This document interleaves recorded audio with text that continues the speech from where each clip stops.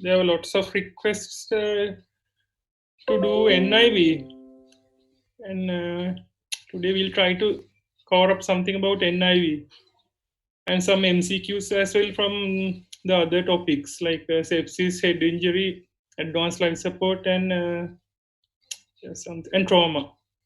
Sorry, head injury. That's it. Yeah. So, is there anybody that who would like to answer this question? NIV is non-invasive ventilation. Regarding non-invasive ventilation, first response is augments alveolar ventilation. Is it true or false?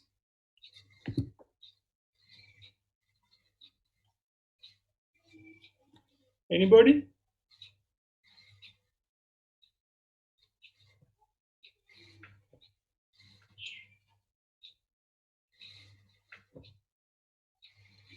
Jivant?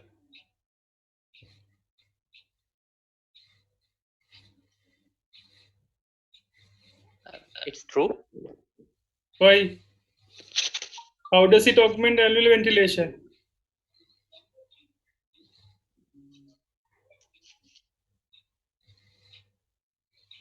Because give oxygen with the positive pressure. Okay, so you can increase the inspired concentration of oxygen through NIV, isn't it? So the inspired concentration of oxygen can range from 21% to 100% when the patient is on NIV. So by means of improving oxygenation, you can improve the alveolar ventilation. Sorry, by improving alveolar ventilation, you can improve the oxygenation. So you improve the alveolar ventilation by increasing the inspired concentration of oxygen, isn't it? Do you know like any other ways which NIV increases oxygenation? One thing is by increasing the inspired concentration of oxygen. What else? How else can it improve the oxygenation? Any other mechanisms that you're aware of? Anybody?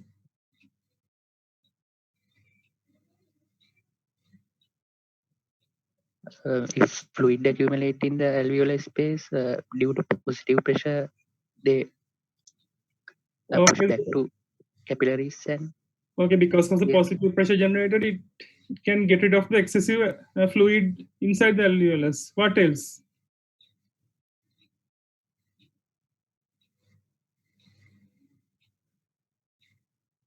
Okay, so the second response is true, isn't it? Reverses hypoxia. If it increases the, there are some more mechanisms. I'll explain it later. So reverses hypoxia is true because one thing is it can increase the inspired concentration of oxygen. Another thing is if there is anything within the alveoli, it can get rid of that fluid, especially in the context of heart failure, isn't it? If acute coronary syndrome patients comes with heart failure, we can apply NIV and push the fluid within the alveoli into the circulation. So by those two mechanisms, it can improve oxygenation. There's another one, I'll explain it later.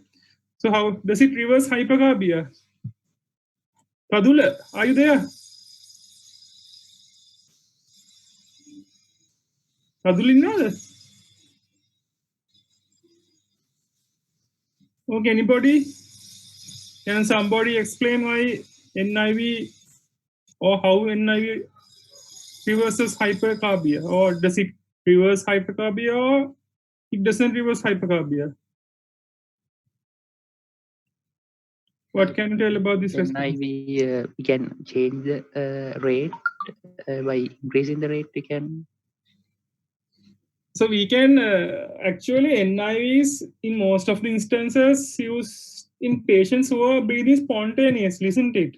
So if to say like say it's me, I come with a COPD exacerbation. As you all know, COPD. I'll teach about this later. First time discussing the question. So while I discuss the theory part, the theory part will retain more. Okay, that's why I'm initially discussing the question. Say, do you want to say assume that I'm a COPD patient and I come with an exacerbation. So I'll be breathing at a higher rate, isn't it? Normally we breathe at a rate of like 12 to 16, but in the case of a COPD exacerbation, I'll be really working hard for my breathing, isn't it? So maybe say assume that the respiratory rate is 24. Okay. So the body has intrinsic mechanisms in which the respiration is stimulated to supply the excessive demands. Like in a COPD exacerbation, the excessive demand is one thing is the patient will need more oxygen. Other one is the patient will need to get rid of the carbon dioxide. So because of the broncho constriction, he won't be able to get a push out the carbon dioxide. So he'll have to work hard. So that patient will be breathing at a rate of 24. So by giving NIV, we can't actually interfere with the patient's breathing. Is it clear? Like say if the patient is paralyzed and if he's not breathing, we put the patient onto a ventilator and set the respirator as 12. So the patient will breathe actually the machine will make the patient breathe at a rate of 12. Same as in the, but if the patient is say breathing at a rate of 12 and we put the patient on a ventilator and set the respirator in the ventilator as 12. So unless the patient's breathing and the ventilator's breathing pattern doesn't coincide, the patient will struggle.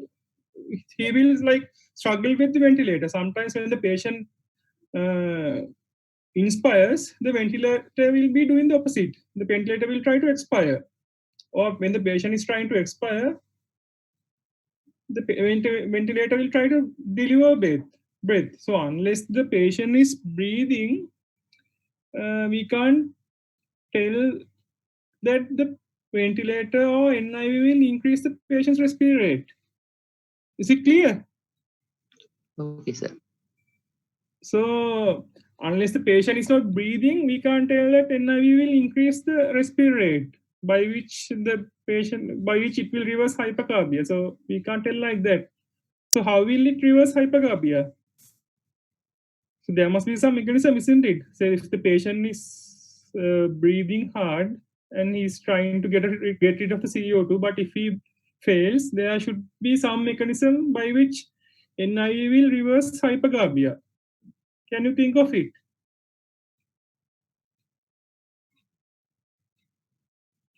Okay, fine. That's okay. I'll explain it. Next one stabilizes the chest wall in patients with rib fractures. What can you tell about that?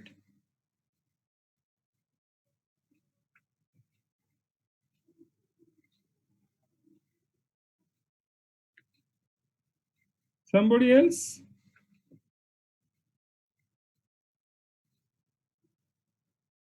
Shamika Karunaratna.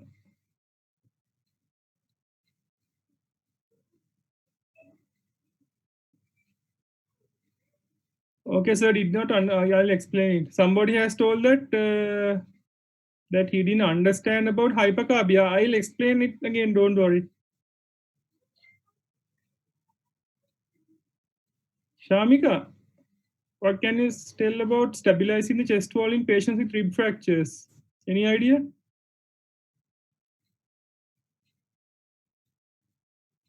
Sasanka, Jayatunga.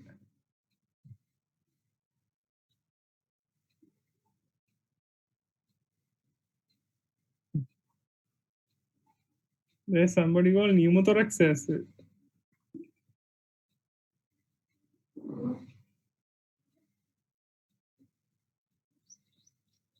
Most of you all don't have names. Chaturika.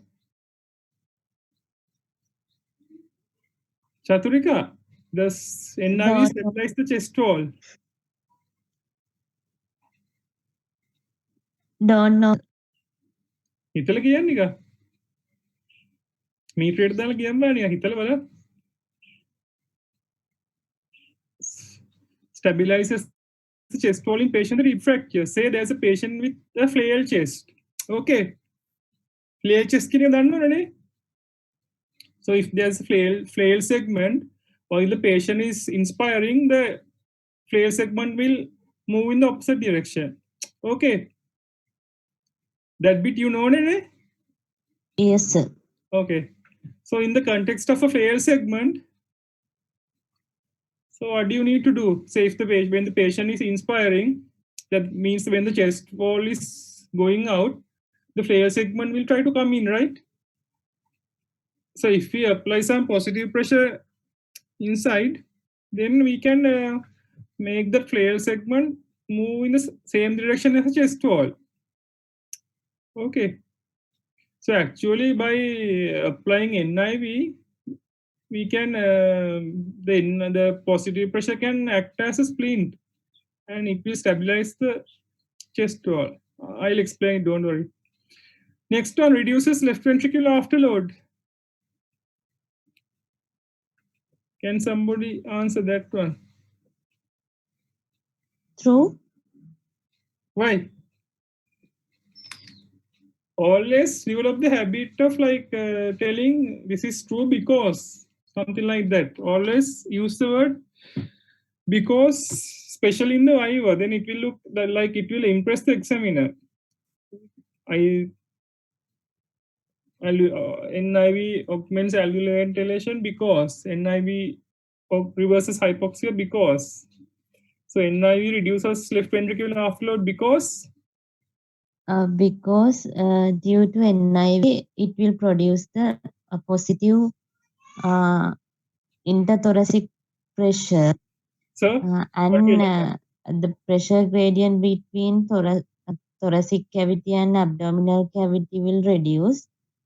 It will reduce the venous return to the right atrium, also by compressing the inferior vena cava. So what's the definition of afterload?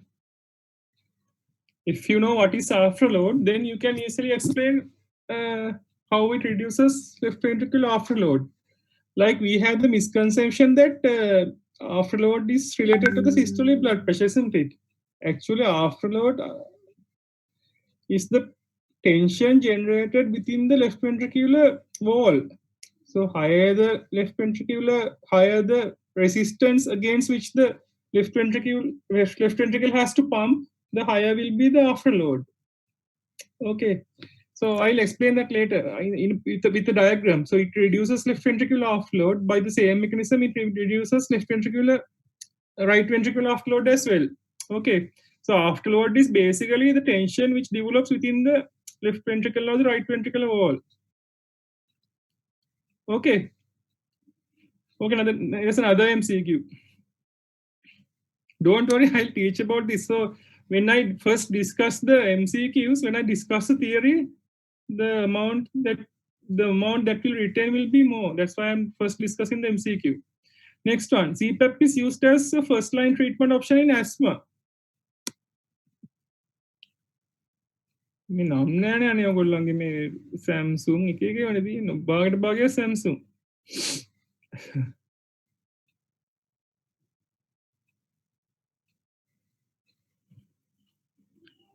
What can you say? CPAP is used as a first line treatment option in asthma. Any volunteers?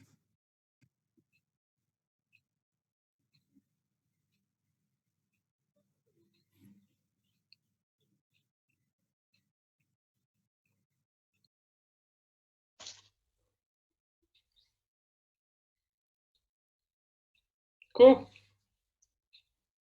නැද්ද කරුවක් කතානේ මොකද්ද වෙනුර. Yes, sir. What can you say? CPAP is used as a first line treatment option in asthma. CPAP can be used in asthma, but not as a first line treatment. Okay, second one. BiPAP is used as a first line treatment option in asthma. No, so in asthma and acute pulmonary edema, OSA, CPAP is used. Can't he use BiPAP?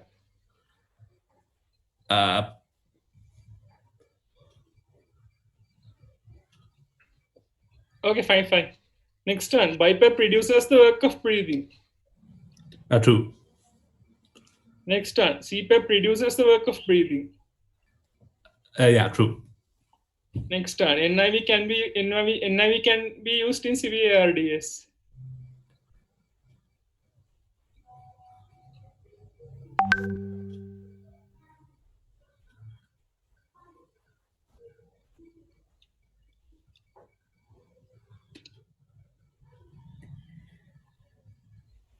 What do you make out of this statement? NIV can. Do you all know what is ARDS? Yes, sir. Acute respiratory distress syndrome.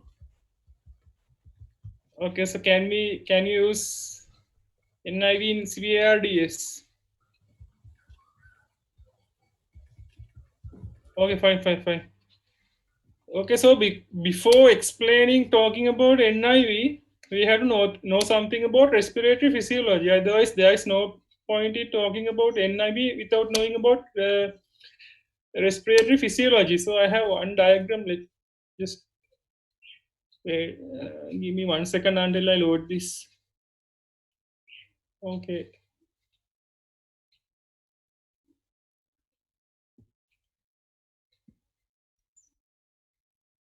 Can you all see this diagram?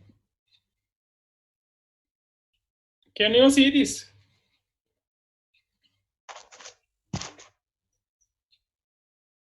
Can you all see this?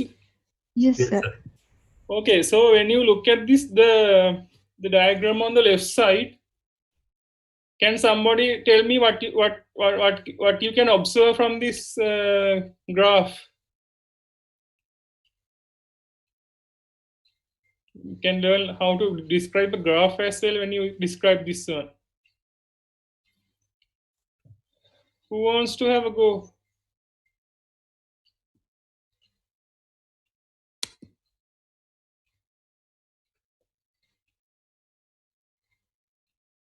Nobody. Okay, fine. I will explain this. So this is called the pressure volume curve of the lung.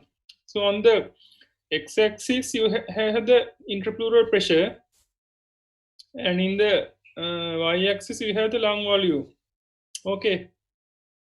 So when the intrapleural pressure becomes more negative, that means in inspiration, the lung expands.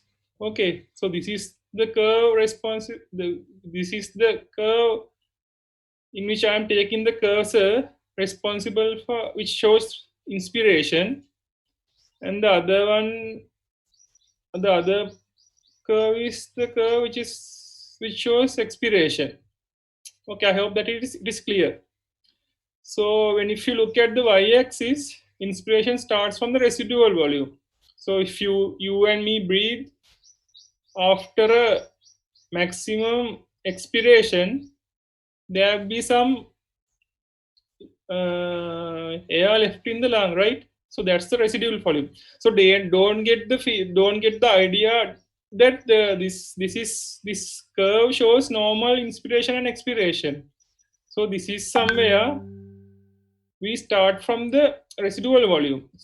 Okay, we take a maximum inspiration and expire that air forcefully, so that we try to empty the lung, but however much we try, there will be some air left in the lung. So that's called the residual volume. So if you start inspiring from the residual volume, initially there will be a sort of a segment which is parallel to the x-axis. Okay, so this bit, it doesn't shoot up like this, but it goes somewhat parallel to the x-axis. Okay, so it reaches a point, say like up to -5, and then it tries to rise with a steep angle. Okay, so initial bit is bit parallel to the x-axis, then after a certain point it shoots up rapidly, like it goes up rapidly, and after a certain point at the top, at the end of inspiration, it it travels in a parallel direction to the x-axis again. Okay, I hope that it is clear. And then in expiration, it follows a different path. The path in which the lung follows during inspiration and expiration is also different. So that there's a reason for that as well. Okay. Do you all know what is FRC? So RV is residual volume, the amount of air left in the lung after a maximum forced expiration. If you expire the whole volume forcefully, there will be some volume left in the lung. That's the residual volume. And there's this thing called, so TLC is total lung capacity. So that's the point at which the lung reaches its maximum capacity. Okay. So what is FRC? Do you all know? Functional residual capacity. Okay, what do you mean by functional residual capacity? It's the volume of air at the end of passive expiration. Okay, that's right. So it's the amount of air which is left in the lung after normal expiration. Okay. So if you take this segment, so this whole thing is for the whole lung. Okay, during deep breathing, starting from residual volume and going into what do you call the total lung capacity. So this is the inspiration, and this part is the expiration. So if you start, so normally you and me will be starting from functional residual capacity. So that's the amount of air left in the lung after during normal breathing. Okay, so like if you take a normal tidal breath and expire it, this is the amount of air from 0 to FRC. That's the volume of air which will be left in the lung. Okay, fine. So at the level of FRC, what can you say about the pathway of inspiration and expiration compared to the other bits? So in the lowermost part, there's almost a flat part, right? Starting from this one. And then there's a steep rise. Okay, then there's a flat upper part as well. Okay, so concentrate only on the inspiratory limb. Okay, so if you concentrate that the inspiratory limb at the level of the FRC, right, the inspiratory curve follows there's a steep rise, isn't it? I hope you can understand that. So why are we worried about the steep rise and the flat parts? Can anyone tell me what's the clinical importance, the clinical significance of that? So when you get inspiration of the whole lung, there's a flat part, steep part, and a flat part. What can you tell about the significance of that? Anybody? Vimarsha, do you know? No, sir. Okay, fine, that's fine. Tadula?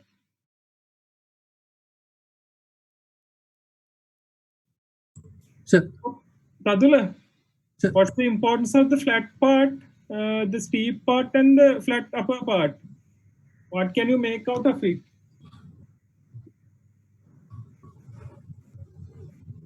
So I'll give a clue. You can give the answer by thinking about the gradient. Methana gradient එකයි. Okay, so if you look at the lower part, right? So for a small volume change, there should be a large pressure difference, right? So in the initial bit, the pressure has changed from +5 to -5, but the volume has gone up like from here to here, isn't it?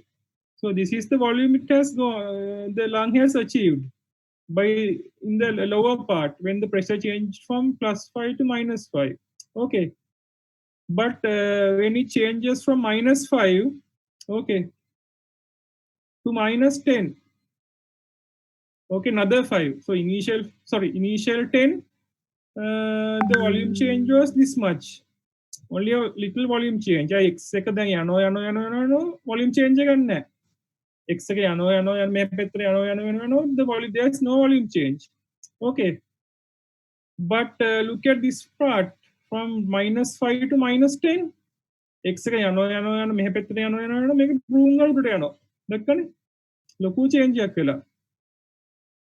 So what do you call this change? The change in lung volume per unit change in pressure. Do you all know? Change, I said that sentence again. Change in lung volume per unit change in pressure. Again, pressure. Compliance. Compliance, that's right. All of you all know. I hope you. So the unit change in lung volume per unit, the change in lung volume per unit change in pressure is called the compliance. Compliance එක ගන්න කොහොමද? Volume එක pressure එකෙන් බෙදලා. හරිද? මෙතන compliance එක ගත්තොත් එහෙනම් 5 +5 to -5. මෙතන change එකක් වෙලා නැහැ නේ අපි කියමු මිලිලීටර් 100 කියලා. ඒතකොට මිලිලීටර් 100 බෙදීම 5. හරිනේ? ඊට පස්සේ -5 ඉඳන් -10 වලට ගත්තා කියමු. එතකොට වෙන්නේ මෙතන මිලිලීටර් 100 කියමු. මෙතන එනවනේ මහත් ඊට වැඩි බර ගන්න. يعني ලීටර් එක පැනලානේ මෙතන මිලිලීටර් 4000 කියමු. ඒක 4000 වොලියුම් චේන්ජ් එක 4000 100 ප්‍රෙෂර් චේන්ජ් එක 5. එතන මේ කැලේ කම්ප්ලයන්ස් එක මාර වැඩිනේ. මේ කැලේ ගොඩක් අඩුයි. හරිනේ? So it will be like useful if the patient always breathes at this part. Okay, by using less energy, he can generate high tidal volumes. Okay, so we have like magnified the part where the patient starts breathing from functional residual capacity on the right side. Okay, so the patient is starting breathing from functional residual capacity. So when he starts breathing from functional residual capacity, the lung is at a more favorable position of the compliance curve. මේ part එකේ නේද? මේ part එකේ ඉන්නේ functional residual capacity මෙතනනේ. මෙතනින් පටන් ගෙන breathe කරනවා නම් මෙහෙම steep rise එකක් තියෙනනේ. අපි මේ කැලේ මෙතනට අරගෙන. When you take that part, the patient is breathing like when the patient is breathing, there's a higher lung compliance. For a small change in volume, there's a big change in pressure. Sorry, for a small change in pressure, there's a big change in volume. So in this part, when the patient starts from functional residual capacity, the patient will be more comfortable, and with less effort, he can generate good volumes. Okay. Clear there? Yes, sir. Okay. Then there's another thing. Okay.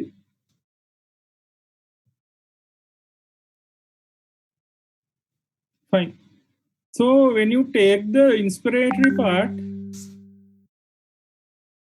okay. So initially there will be a segment which is almost parallel to the x-axis. Then suddenly it rises. Then after a certain point, it travels parallel to the x-axis again. So the point at which the pressure begins to rise is called the lower inflection point. Okay, so after the lower inflection point, the compliance will start to improve. හරිනේ මෙතන මේ point එකෙන් පස්සේ බුංගල් නගින්න ගන්නවා. හරිනේ ඊට පස්සේ after another point the compliance starts to fall again. So this point is called the upper inflection point, and the upper part is called the lower inflection point. Okay. So for the patient to breathe in a favorable position, so if the patient say breathes at this part, මේ ටික breathe කරනවා කියලා හිතමු.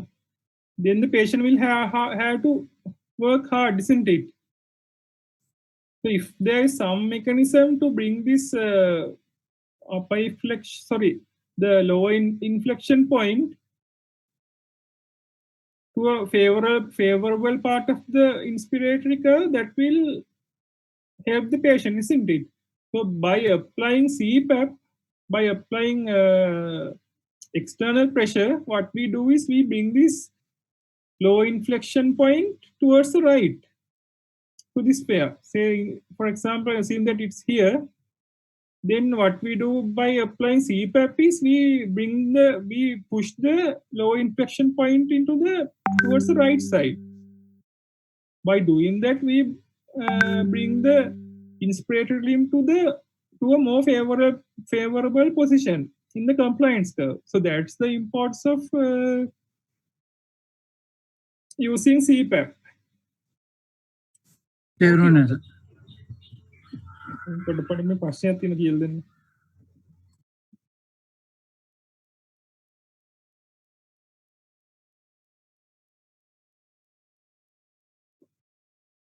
Okay, so the lower inflection point is the point at which the compliance starts to improve. The lower inflection point කියන්නේ මුලින්ම ඔන්න x එකට සමාන්තරව එන්නේ මේක. ඊට පස්සේ මෙතනින් පස්සේ boom ගාලා නගින්න ගන්නවා. මෙතන තමයි low inflection point එක කියන්නේ. compliance එක පාට වැඩි වෙන්න පටන් ගන්න තැන. අපි දැන් ඇත්තටම කතා කරන කතා කරන්නේ long volume intermittent pressure කියලා නෙමෙයි. compliance එක කියලා. compliance එක අපිට වැදගත් වෙන්නේ ඒක. That's what we are interested in about the compliance. Compliance is the unit change. The amount of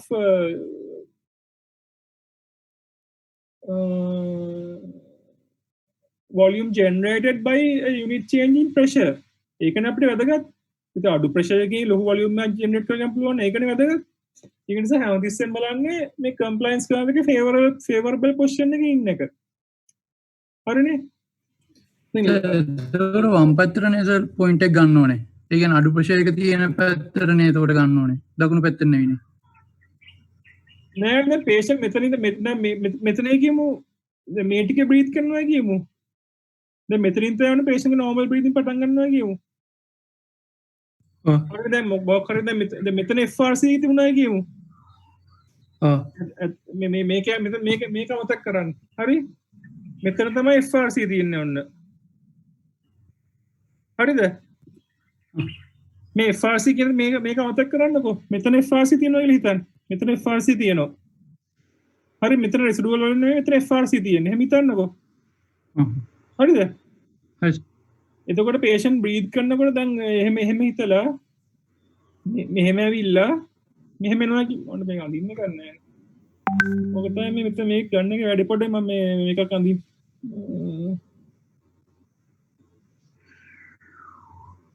white board එකක් නැතුව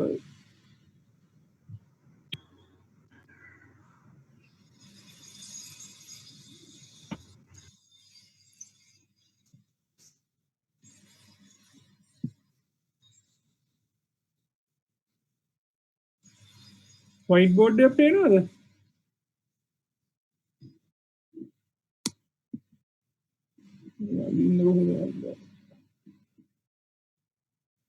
පොඩ්ඩකින් මේ ටෙක්නිකල් ප්‍රොබ්ලම්ස් තියෙන මෙතන. හරි වань. ඔන්න මේව ගත්තා මේක පේනවනේ. මේ අඳින පේනවද? අඳින පේනවද? තඳුල. පේනවා සර්. Okay fine.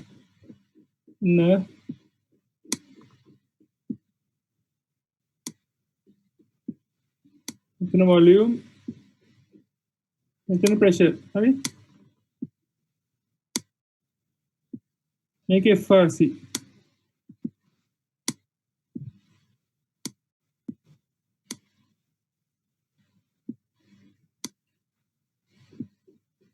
හරි ඔන්න normally දැන් වෙන්නේ FRC එකෙන් පටන් ගත්ත normal එකකින් මේ compliance එක හොඳයිනේ. ඒක නිසා මෙහෙම එකක් එන්නේ.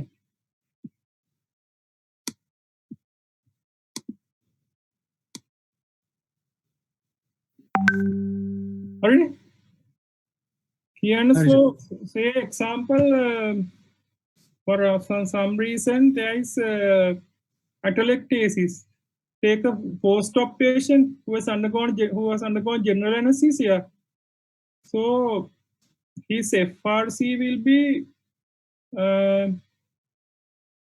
reduced, isn't it? ඒක දන්නවද? ඒක FRC අඩු වෙනවා කියලා තේරෙනවද මේගොල්ලන්ගේ? මේ post op patient කෙනෙක් atelectasis આવොත් එහෙම.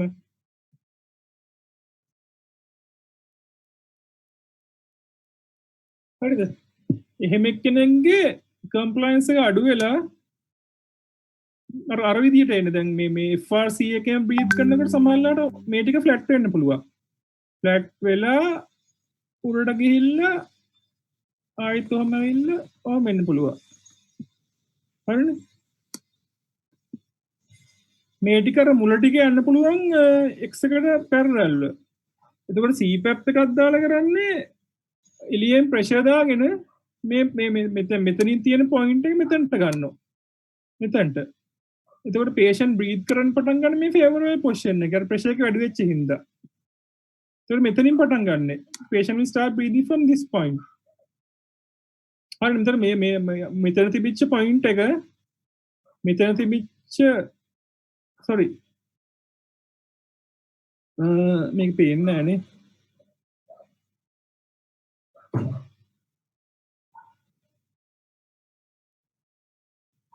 මේක මකලා ගන්න.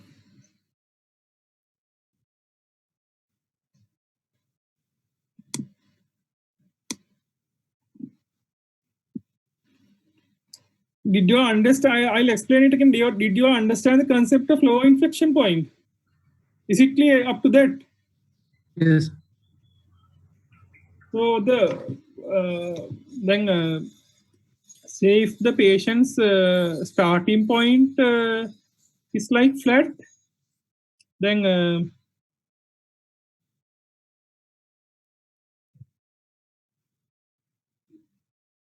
it's difficult to do without a board sometimes. Okay. Say here there's another patient.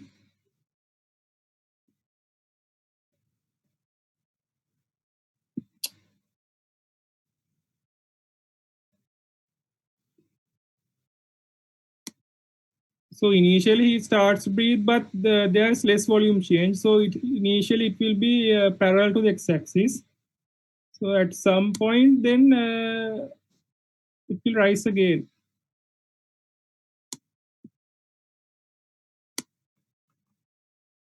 And come back. Okay. So there is an assume that it comes like this. Forget this part. Okay. So there is another patient who breathes like this. His lower inflection point has been shifted to the right.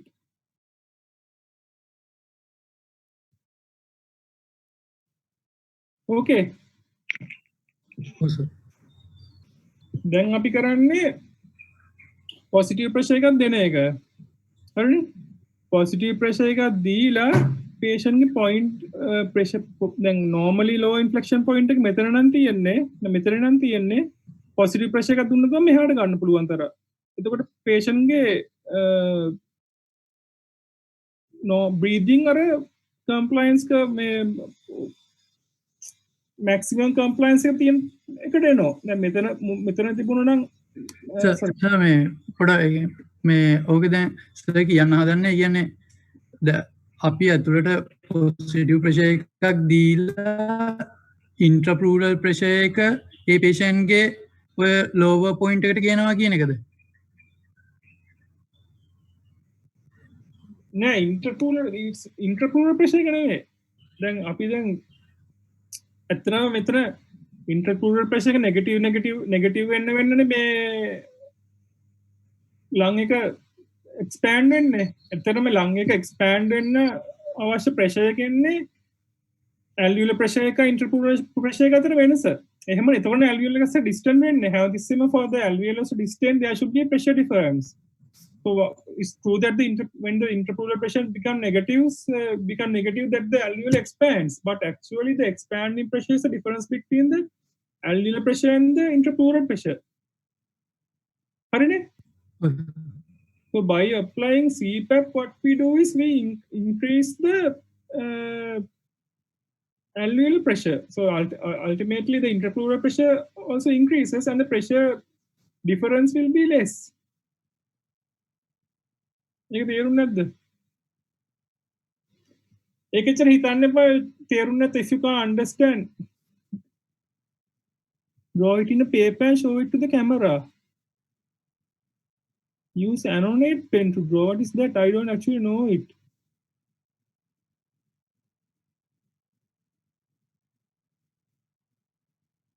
Okay, fine. At your level, if you like know by applying CPAP, like you adjust the just know the endpoint that CPAP will improve oxygenation. That's fine. Like without a board, it's really difficult to explain by drawing this. Okay. So other thing is, what's the importance of this functional residual capacity? So as somebody told, functional residual capacity is the amount of air left after normal inspiration, isn't it? Or normal expiration, to be correct. Can somebody tell the importance of functional residual capacity? When does it come into play, the functional residual capacity? So in the functional residual capacity, it acts as a reservoir, isn't it? Like if you if you exhale normally after normal tidal breath, there'll be amount of air left in the lung. So that's called the functional residual capacity. Okay. So in that amount of air, there'll be air, oxygen, nitrogen, and carbon dioxide. A little amount, isn't it? Is it clear? Yes, sir. So the composition of the functional residual capacity will be equivalent to the composition of the atmosphere, isn't it? So say there is a patient who has drowned in the water. So the patient will not drown in the water. Say what can I say? Yeah, say the patient drowns in water. So the patient will be able to hold the breath and survive for like maximally 1 or 2 minutes, or depending on the tolerance, maybe 3 or 4 minutes. So during that period, the patient will be utilizing this functional residual capacity, the oxygen in the functional residual capacity. Okay. And what we do by pre-oxygenating the patient, for example, saying during anesthesia, before putting the patient into sleep, what we do is we turn on the gas oxygen flow in the anesthetic machine to 50 liters. I hope you all can remember. So that's the maximum amount. And then we hold the mask and ask the patient to take large tidal volume breaths. So by doing this, what we do is we fill this functional residual capacity with oxygen. Normally it consists of 21% oxygen and 78% nitrogen, isn't it? So by giving pre-oxygenating the patient, what we do is we fill this functional residual capacity with oxygen.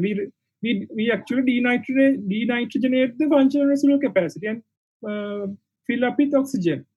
Okay. So by using CPAP is continuous positive airway pressure.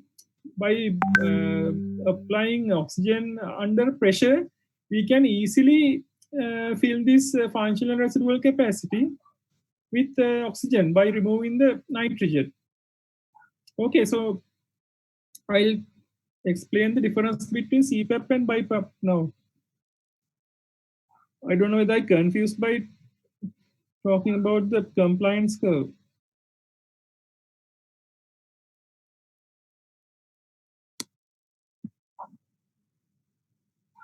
Can you see the PowerPoint?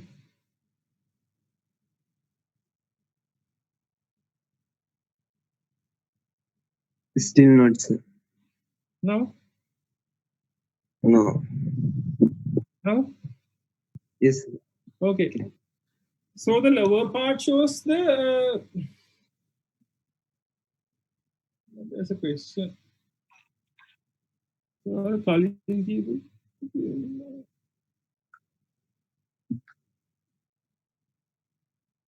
සතුළු තේරෙන්නේ නැති එක මං ඉවරලා කියන්න හරි මොකක්ද තේරුන්නේ නැත්තේ සතුළ නෑස මම කිව්වේ මේ ඒ ටික මේ කන්ටිනියු කරන් යන්න කියලා මේ තේරුම් නැති වුණාට එතකොට පස්සේ අහලා මේව කරගන්න නැහැ කිනිස ඒකයි කිව්වේ රයිට් තේරුම් නැති වුණාට කවන්නේ කියන්නේ කියලා කිව්වේ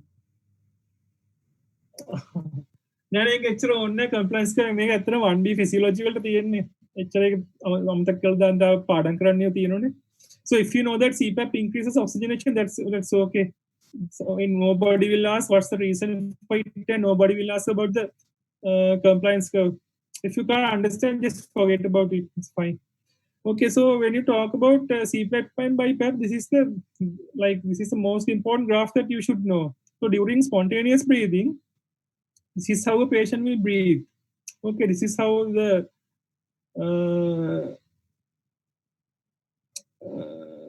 y-axis is the pressure okay and x-axis is the time so these graphs show how the pressure changes with time okay so in spontaneous breathing normally the pressure time curve will be a sinusoidal curve isn't it will take a sinusoidal pattern okay and this is the baseline pressure so from baseline pressure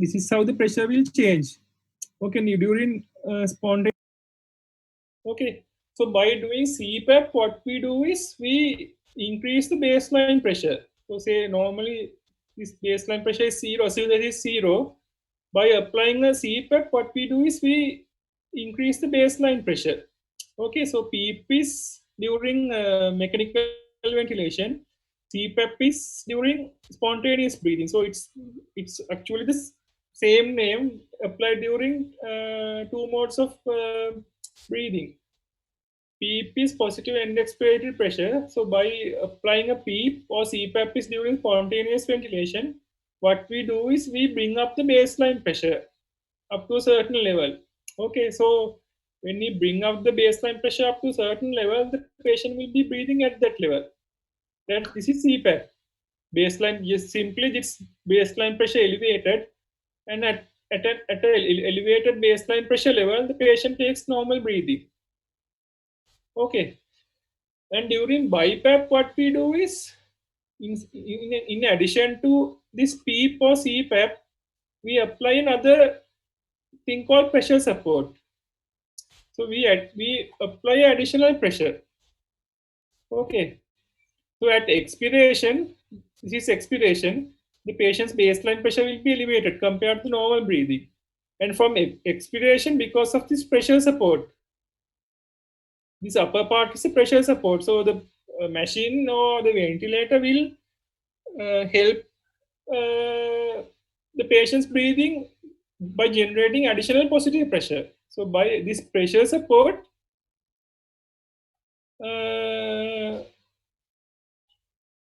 patient will be breathing at a higher level during inspiration okay so expiration is this part the lower part this part sorry inspiration is the upper part because of the pressure support this bit is the inspiration and during expiration it comes down and comes down to the basal level so basal level is an elevated level it's not the normal basal level it's the level at which the PEEP is there or CPAP okay so to tell it again in normal breathing the patient will breathe at a baseline level then once we apply a PEEP the patient will breathe at a higher level okay then when we apply a pressure support there will be additional support to this breathing okay and the patient will breathe at a higher level but during expiration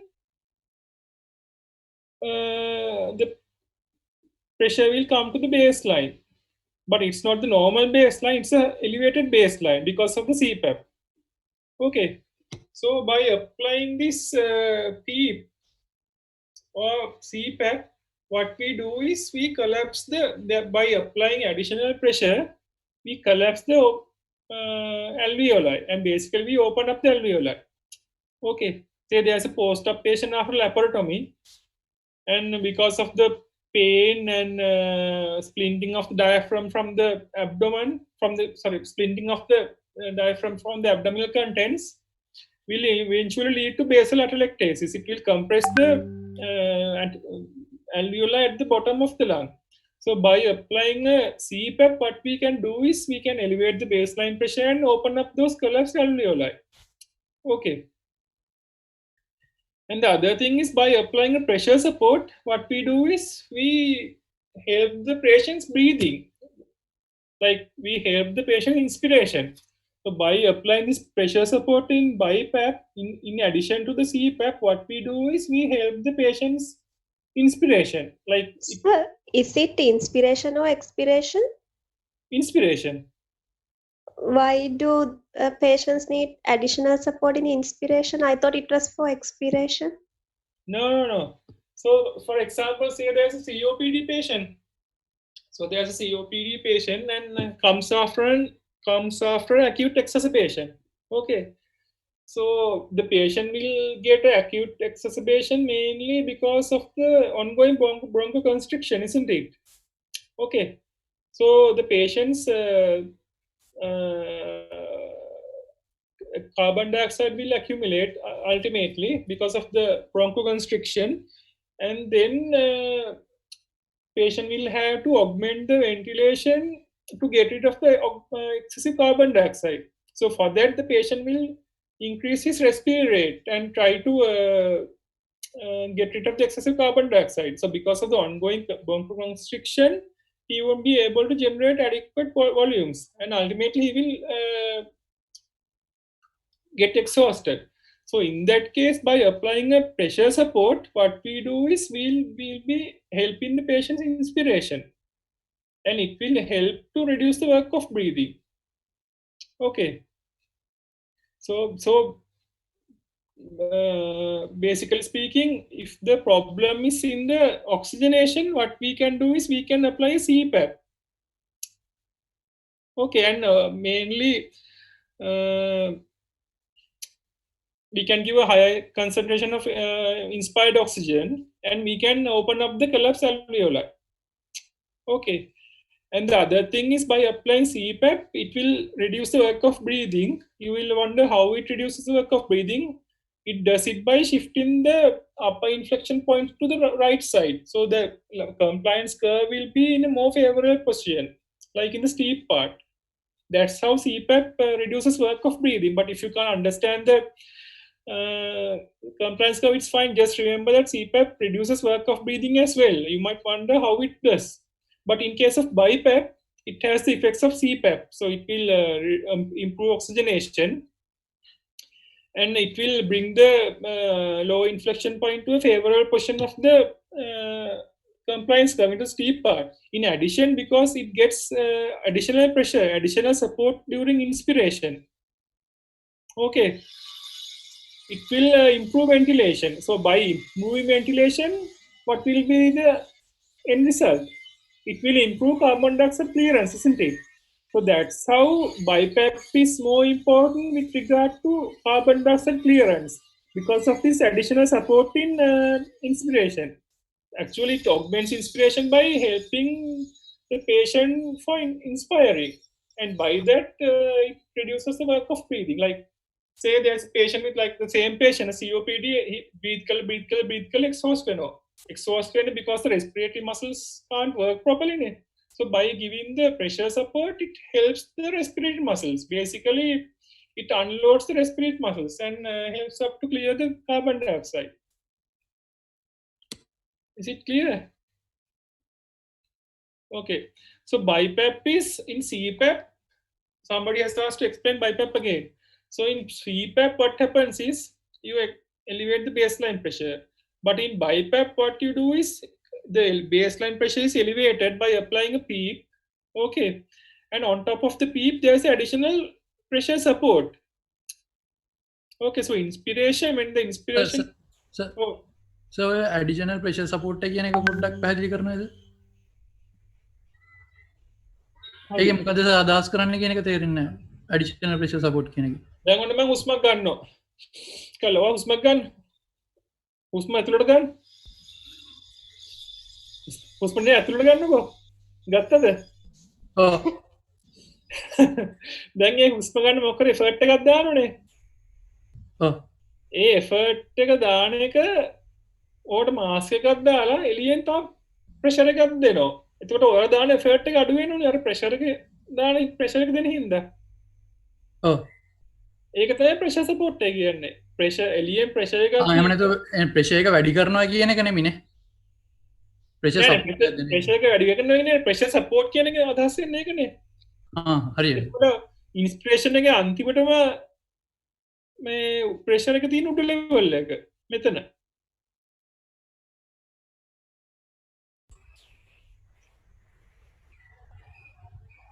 ඒකෙන්ස pressure එක වැඩි වෙලා නේද එතකොට? Pressure level එක උඩට යනවා කිය. Support එකෙන් ප්‍රෙෂර් එක වැඩි කරලානේ. ඔව් ප්‍රෙෂර් එක වැඩි කරලා තමයි ඉතින්. මේ කියන්නේ ඇල්වියුලස් එක මොකද මැනෝමීටර් එක දාලා ප්‍රෙෂර් බැලුවොත් එහෙම වැඩි වෙලා තියෙන්නේ. ඉන්ස්පිරේෂන් එක අන්තිමට වැඩි වෙලා තියෙන්නේ. අමතර ප්‍රෙෂර් එකක් දානකොට අපේ රෙස්පිරේටර් දැන් ප්‍රශ්නේ තියෙන්නේ බංකිය බයිපැප් ඕනේ patient exhaust වෙනකොට කියලානේ. බයිපැප් එකෙන් ගන්න mainly oxygenation improve කරන එක නෙමෙයි ventilation improve කරන එක. ventilation improve කරනවා කියන්නේ සාමාන්‍ය inspiration expiration improve කරන එකනේ. අපි දැන් main worry එක තියෙන්නේ inspiration expiration නෙවෙයි expiration කොහොමද passive එක. ඒකේ beta වෙන එක ගන්නනේ. අපි inspiration නෙවෙයි inspiration එකනේ වැඩිපුර energy ඕනේ. දැන් breathing අපේ මේ basal metabolic rate එකෙන් ගොඩ අපේ resting energy consumption එකෙන් ගොඩක් යනවා inspiration එකට. ඒක active එක ගන්නනේ. active වෙන්න muscles contract වෙන්න ඕනේ. දැන් muscles contract වෙලා active process එකකට අපි එළියෙන් මොකක්ද support එකක් දුන්නොත් එහෙම අපිට කරන් තියෙන මේ work එක අඩු වෙනවා. කරන් පුළුවන් කරන්න ඕනේ කාර්ය අඩු වෙනවනේ. ඒක තමයි work of breathing අඩු වෙනවා කියන්නේ. ඔව් හරි. හරිනේ. එතකොට CPAP වලින් BiPAP වලින් කරන්නේ හැමතිස්සෙම එකක් ඒකෙන් කාබන් ඩයොක්සයිඩ් ක්ලියර් වෙනවා. ඒක නිසා alveolar ventilation improve වෙනවා. හැබැයි BiPAP එකේ pressure support එකට අමතරව baseline pressure එකත් වැඩි කරලා තියෙන්නේ. BiPAP කියවම CPAP plus pressure support. CPAP එකකුත් තියෙනවා pressure support එකකුත් තියෙනවා. හැබැයි CPAP ගත්තම තියෙන්නේ baseline pressure එක වැඩි කිරීමක් විතරයි. හැබැයි මං කිව්වා CPAP වලනොත් work of breathing වලට උදව්වක් එනවා. හැබැයි BiPAP තරම් එන්නේ නැහැ. හරිනේ? CPAP වල කරන්නේ අර ලං එකේ ඉන්ෆ්ලෙක්ෂන් පොයින්ට් එක අර ස්ටීප් පාර්ට් එකට ගේන එක විතරයි. අර ප්‍රෙෂර් එක දකුණු පැත්තට ගිහිල්ලා. නමුත් BiPAP එකේ ඒකත් කරනවා ඊට අමතරව you give additional pressure support to unload the respiratory muscles which will help with inspiration and ultimately which will help with carbon dioxide clearance because carbon dioxide clearance is dependent on ventilation. So did all of you understand the difference between CPAP and BiPAP? Are there any questions?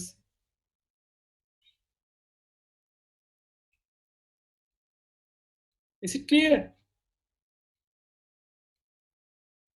එතකොට CPAP BiPAP දෙකේදීම මේ respiratory rate එකේ අපි හුස්ම ගන්න respiratory rate එක වෙනසක් කරන්නේ නැහනේ.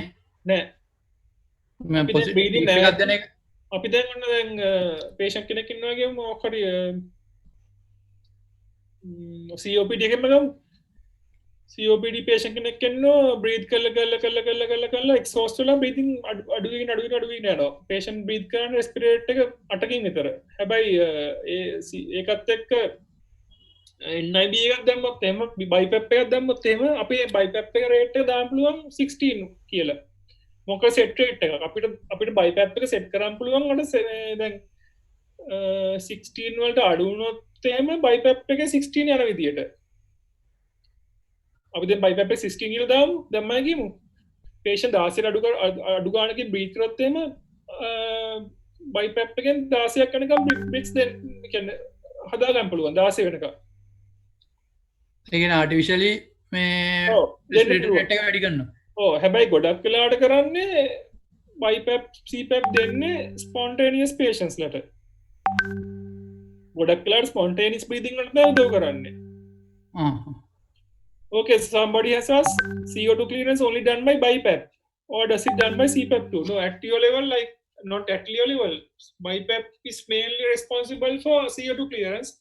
CPAP doesn't do it. If you have a problem with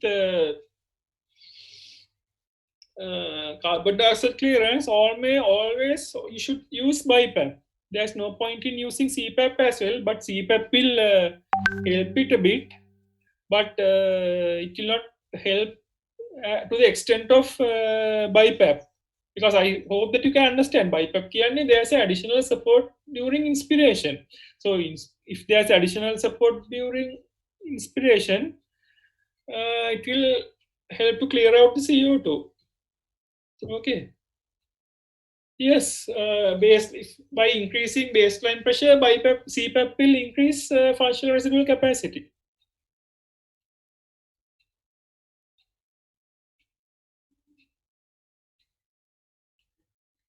Is it clear now? Okay, so there's another part. So I talked about. Hold on.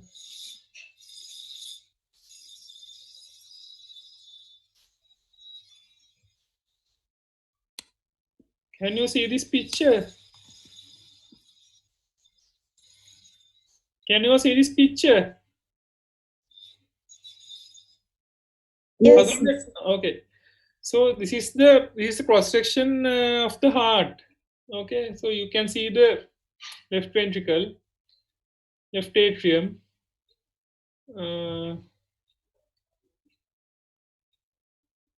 right ventricle, and right atrium. Okay. So surrounding this is the heart with the pericardial cavity. Okay. Then you get this intrapleural space all around the heart. Okay. I'm just using this diagram with the assumption that this will be more clear when explaining the effects of CPAP and BiPAP on the heart. Okay. So as you can see, so I told that the afterload is the tension developed within the left ventricle or the right ventricle, isn't it? Actually, we learned as it is the resistance against which the left ventricle or right ventricle has to pump or basically work. එහෙමනේ ඉගෙන ගත්තේ. අපි දැන් second මන්නම් ඒ දවස්වල ඉගෙන ගත්තේ එහෙමයි. afload කියන්නේ කොච්චර resistance එකකට එරෙහිවද කියන එක මේ left ventricle එක contract වෙන්න ඕනේ. I don't know how you all learned it. How did you all learn? Did you learn as it is the tension developed in the left ventricle when it contracts, or as the resistance against which it should work? Resistance against which should work. That's wrong actually. The afterload is actually the tension developed within the left ventricular wall during contraction. Okay. So just keep in mind that okay. So do you all know how can we calculate the tension developed in a sphere when there's a pressure difference? Laplace law කියලා මතකද? Physics වල කරේ අපි. Delta P සමානයි 2t වෙදී මාර්. ඔය තියෙන P සමානයි 2t වෙදී මාරනේ. මේ PowerPoint එක පේනවද? No, sir. මේ මාර සීන් නෑ. දැන් පේනවද? Yes. Okay, so Laplace law කියලා මතකද? P කියන්නේ P1 minus P2 නේ. P කියන්නේ the difference between the pressure difference between inside and outside. So it equals 2T over R. T is the tension in the ball and R is the radius. Okay, so tension equals P transmural into R over 2H.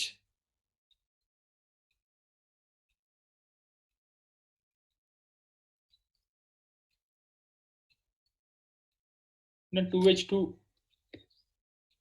Okay, so tension developed within the left ventricle is equal to PTM is transmural pressure.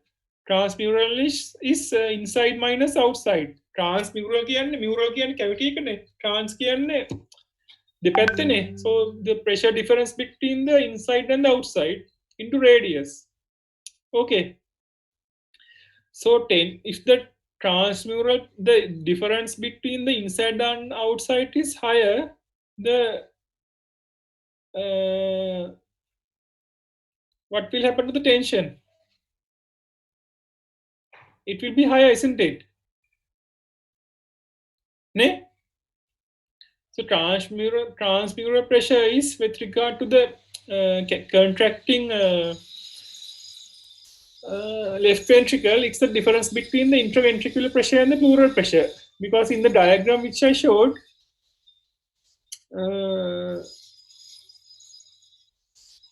I'll show it again.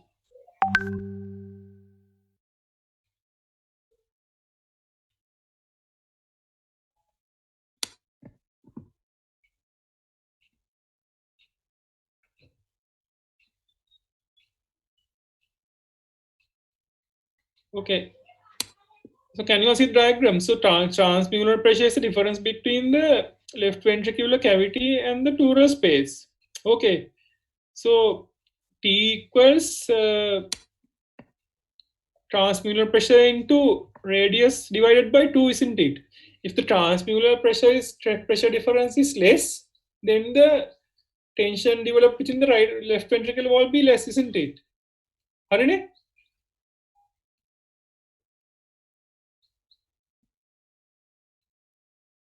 Are you all with me? I don't know. Yes, sir. Okay, fine. Okay, so what we do by applying NIV is we reduce the transmural pressure.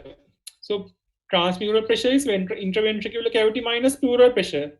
What we do by applying NIV is we increase the pleural pressure. So when we increase the pleural pressure, the difference will be reduced, right?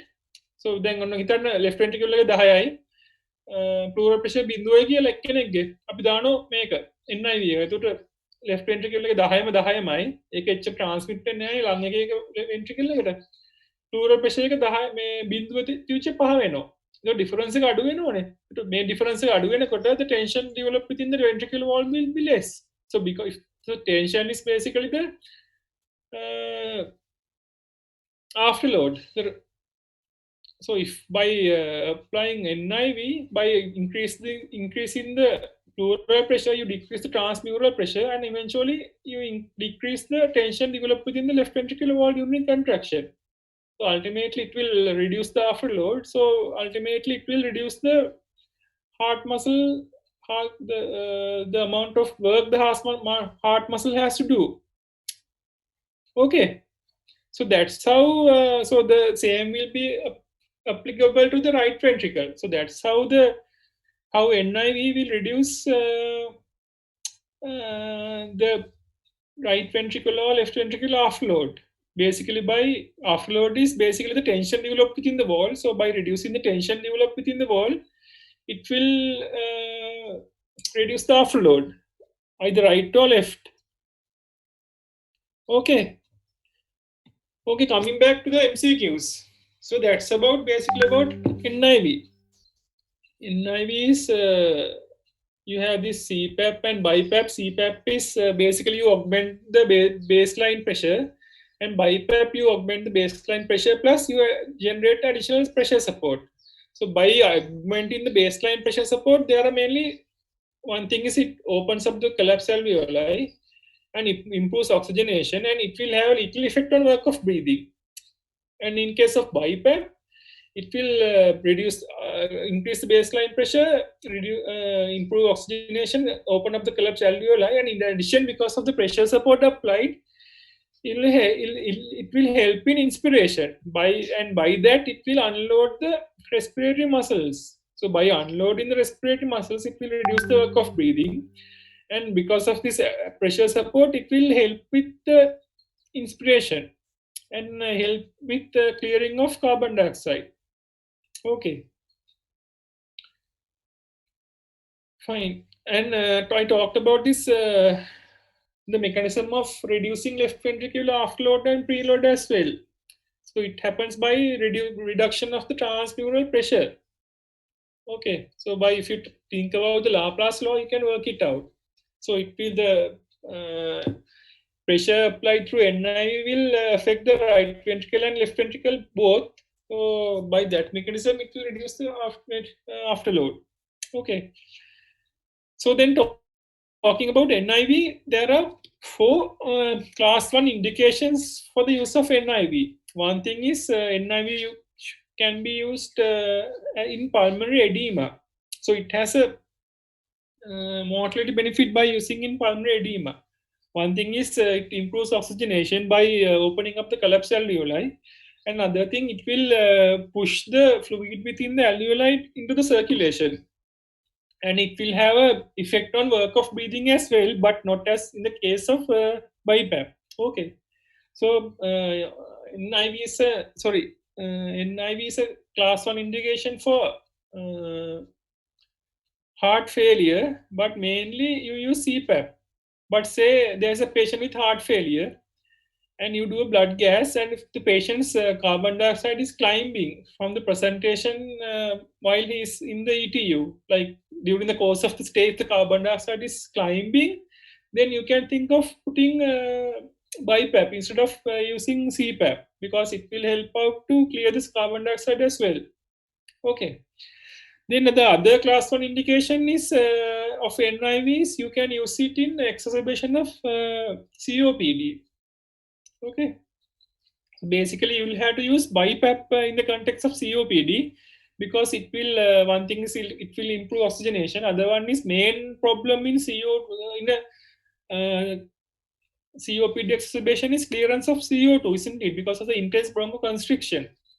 And ultimately the patient we won't be able to clear out the accumulating CO2 because the respiratory muscles will fatigue.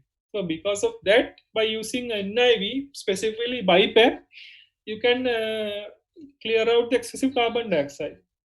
And third indication for NIV is, these are class 1 indications. Okay, you can use it in immunocompromised patients when there are bilateral chest infiltrates.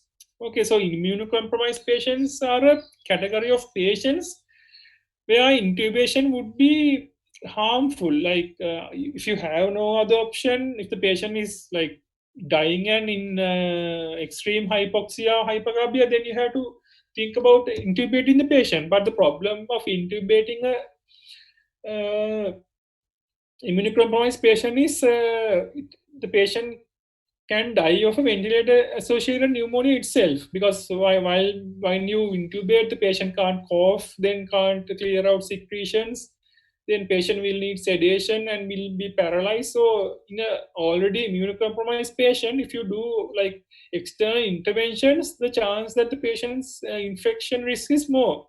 So in this cohort of patients, you can use NIV. Okay. Then fourth one is you can use NIV when COPD patients are extubated. Like in the ICU, if your COPD patient is extubated, you can straight away start the patient on NIV. By that, it has been shown that it will reduce the re-intubation rates, right? So after intubation, when you extubate the patient will lose all of the support he had. So until the patient recovers, like as a bridge between spontaneous breathing and mechanical ventilation, you can use NIV. Okay, so those are the 4 basic indications, 4 class 1 indications to give NIV. But during other occasions, you have to individualize according to the patient and use it. For example, say there's a bad pneumonia. Say there's a right lower lobe pneumonia and patient is getting exhausted.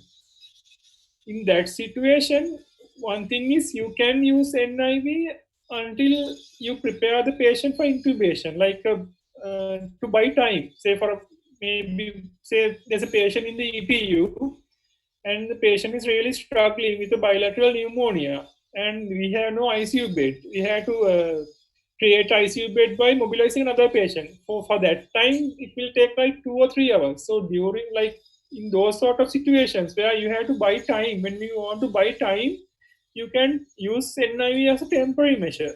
But for pneumonia, it's a bit tricky to use NIV because one thing is it will delay the intubation. Other thing is it will not help out in the extreme situations. Okay.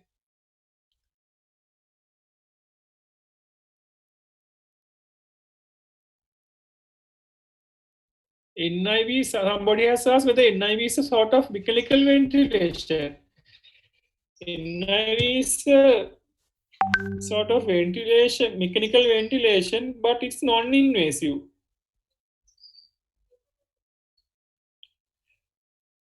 So are the indications clear? So when you talk about this MCQ, CPAP is used as a first-line treatment option in asthma. It's wrong. So there are only four first-line treatment options for NIV. One thing is in cardiogenic pulmonary edema. Second one is in COPD exacerbations. Third one is in the context of bilateral infiltrates in immunocompromised patients. Fourth one is when you wean COPD patients. Like after you extubate COPD patients, you can straight away start NIV. Okay. Second one is BiPAP is used as a first-line treatment option in asthma. That's also wrong. BiPAP is used first-line option in one of the above in one of the conditions I mentioned earlier. BiPAP reduces the work of breathing. It's true mainly because of the pressure support, but because of the CPAP effect, it has a contribution to reduction of work of breathing as well. CPAP reduces the work of breathing. It's true because it brings the compliance curve into a more favorable position. Okay. NIV can be used in severe ARDS. So for a severe ARDS, you have to intubate the patient. NIV is wrong. For mild ARDS, you can use NIV, but in the context of moderate and severe ARDS, you have to tube the patient. Can't use NIV. Okay. Then the other MCQ regarding NIV augments alveolar ventilation. So augments alveolar ventilation mainly with pressure support. Reverses hypoxia. So when there is PEEP or CPAP applied, there will be reversal of hypoxia. One thing by increasing the by opening up the collapsed alveoli, then you can increase the inspired concentration of oxygen as well, and it will also improve the oxygen fraction in the functional residual capacity as well. Reverses hypercarbia. So it reverses hypercarbia by the pressure support, by improving ventilation. Okay. Stabilizes the chest wall in patients with rib fractures. So if in rib fractures, particularly when there's a flail segment, when you apply a positive pressure, it will act as a splint. So because of that reason, it will stabilize the chest wall. Reduces left ventricular afterload. That's correct, isn't it? I explained it earlier, and reduces right ventricular afterload as well. So it's also correct. NIV means only CPAP or BiPAP and BiPAP. So NIV means both. CPAP and BiPAP both. Non-invasive ventilation. So how can you apply non-invasive ventilation? So there are various interfaces. One thing is, I think most of you and me have seen patients using a tight fitting mask, isn't it?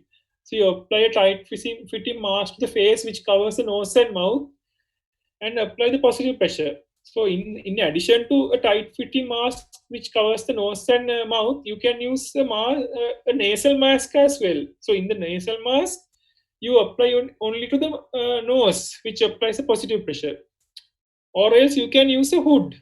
Hood කියන්නේ බාල්දියක් වගේ එකක් දාන මේ transparent patient ඔළුවට. So by that you can apply the positive pressure. Okay. And you have a full face mask. The සාමාන්‍ය face mask එක cover කරන්නේ nose එකයි කටයි විතරයිනේ. Full face mask එක මුළු face එකම cover කරනවා. And those are the various interfaces which can be used in NIV.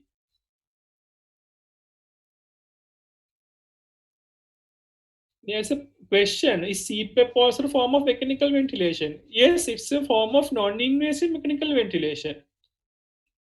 Okay. Then there's another question, can't this high pressure damage alveoli? No. It's very, very unlikely that this high pressure will damage the alveoli because the pressure will be dissipated once it reaches the alveolar level. The face mass sorry, high level එකේ pressure එක apply කරනකොට alveolus level එකට යනකොට resistance එකකින්ද ඕනම එකක් දැන් flow එකක් තියෙනවා නම් flow එකක් තියෙනකොට පල්ලෙහාට යනකොට pressure එකක් දැම්මත් resistance එකකින්ද flow එක අඩු වෙනවනේ. හරිනේ flow එකකින්ද යන තුරු alveolus level එකේ damage එක වෙන්නේ ලොකු flow එකක් આવොත් එහෙම pressure difference එක නිසා. Then because of the resistance from the airway to the alveolus, the pressure difference will gradually wear off. ඉතින් අඩු වෙනවා අර මේ නහය දාන මේ මෙතන දාන මේ මූණ දාන pressure එකෙන් පල්ලෙහාට එන්නේ.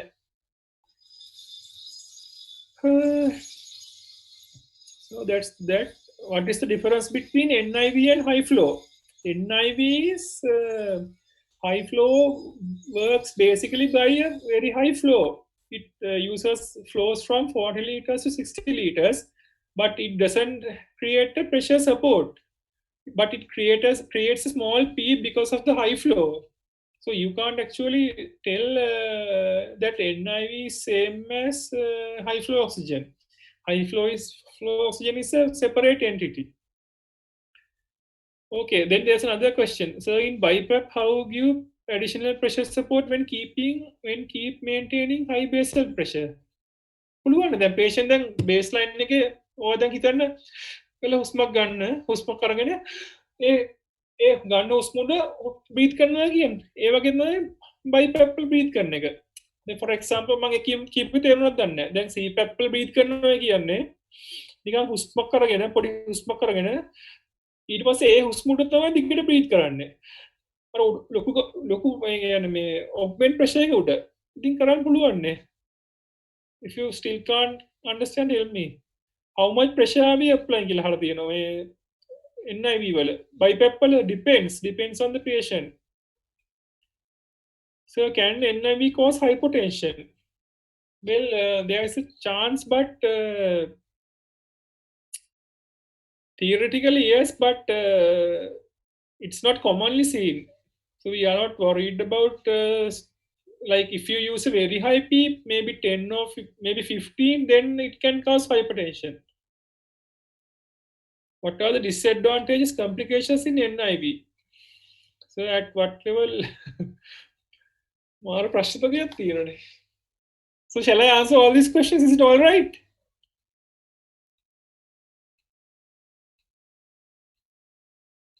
Okay. How much pressure are we applying in NIV? Depends. We have to titrate it according to the patient. So normally we start from PEEP of maybe 3 or 5 and pressure support of maybe 10 or 12, then increase it according to the patient's blood gases. NIV can cause hypertension. Yes, it can cause hypertension if you have a very high PEEP. Maybe 10 or 15, it's like you can have, but it's not very commonly seen. What are the disadvantages and complications in NIV? Okay. So the disadvantages, main disadvantage of NIV is one thing is it causes claustrophobia. Most of the patients will not like to keep the NIV because the mask is quite uncomfortable. So that's one of the main reasons that the people thought of developing high flow nasal oxygen because of this problem. And if you go to foreign countries in the wards, instead of using NIV, if the patient is not hypercarbic, most of the time they use this high flow nasal oxygen, even in the ward setup. Although like it's a very precious precious option for us. Okay, so one thing is claustrophobia. Other thing is if there's facial trauma, we can't use NIV because NIV interface depends on an intact face. There should be a proper seal formed for the pressure to be delivered. Okay, Other thing is NIV can't be used in the context of low GCS. If the patient has low GCS, then we can't think that the patient is protecting the airway. So in those sort of situations, there's a risk of aspiration. So we can't use NIV. Okay. And then if the patient is extremely hypoxic or hypercarbic, say when we start NIV in patients, there are guidelines. It's too much for you actually. So they advocate to start NIV when the pH is less than 3.5 and the PCO2 is more than 6 kilopascals. That's 45 millimeters mercury. So in that context, we can start NIV. But if the patient is acidotic, say the CO2 is maybe 70 or 80 and pH is 7.2, then it's a bit tricky to start NIV. So in extreme cases of acidosis and respiratory acidosis due to CO2 accumulation, we have to think twice before starting NIV. So in those sort of situations, you can start mechanical ventilation. Okay. So regarding complications of NIV, one thing is NIV can cause failure. That's the most common thing. Like when you start NIV for a particular reason, maybe for hypoxia or hypercarbia, it will not be successful. So NIV failure is one thing. Then because of the pressure applied to the face, there can be pressure damage, pressure source. So that's another complication of NIV. And somebody had asked if you apply a very high PEEP, it can cause hypotension. Okay, so those are the main complications of NIV. Then there's another question: at what level we have to adjust PEEP in a ventilator? Is it similar to NIV PEEP? You don't have to worry about it. I think it's too much for you. How to decide removal from NIV? So it's a clinical decision. So if the patient improves, like if you apply NIV for hypoxia, if the patient's hypoxia improves, or if you apply the NIV for hypercarbia, if it improves, then you can decide on removal of NIV. Actually, NIV removal decision should be an individualized decision. It will differ from patient to patient. You can't like exactly name few indications for removal, for how to decide removal of NIV. So it's an individualized decision. Okay. So out of CPAP and BiPAP, which one is the best for acute exacerbations? For asthma, usually you don't apply NIV. What you do is you straight away, if the patient is getting exhausted, you fuse the patient. It has been not shown by trials that NIV will improve the outcomes of asthma. So if asthma patient deteriorates, straight away think about tubing the patient without wasting time on NIV. Okay. Then can CPAP use in asthma COPD? Yes, it can be used, but the more benefit has been shown only in COPD patients. Mainly CPAP can be used in COPD, but since the main problem is with CO2 clearance, it's always better to use BiPAP instead of using CPAP. In asthma, there are no trials shown that there is a benefit in using NIV. Okay. Sir, could you please continue to explain the interrupted physiological part? It will helpful in understand and interesting learn that. I'll actually find a good graph and explain it, because I can't actually draw this. I found some graphs, but I couldn't fit into the slides. So that's why I didn't insert here. I'll explain it next time. I'll find a nice graph and explain it. Don't worry.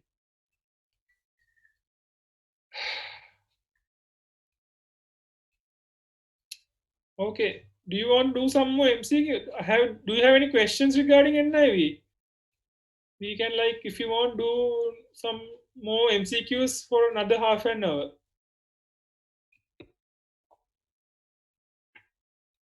Do you want to stop or what do you want to do? Shall we do some more MCQs if you want? Some people have commented that it's really difficult to concentrate after 1 hour. I don't know if you want, I can do some MCQs.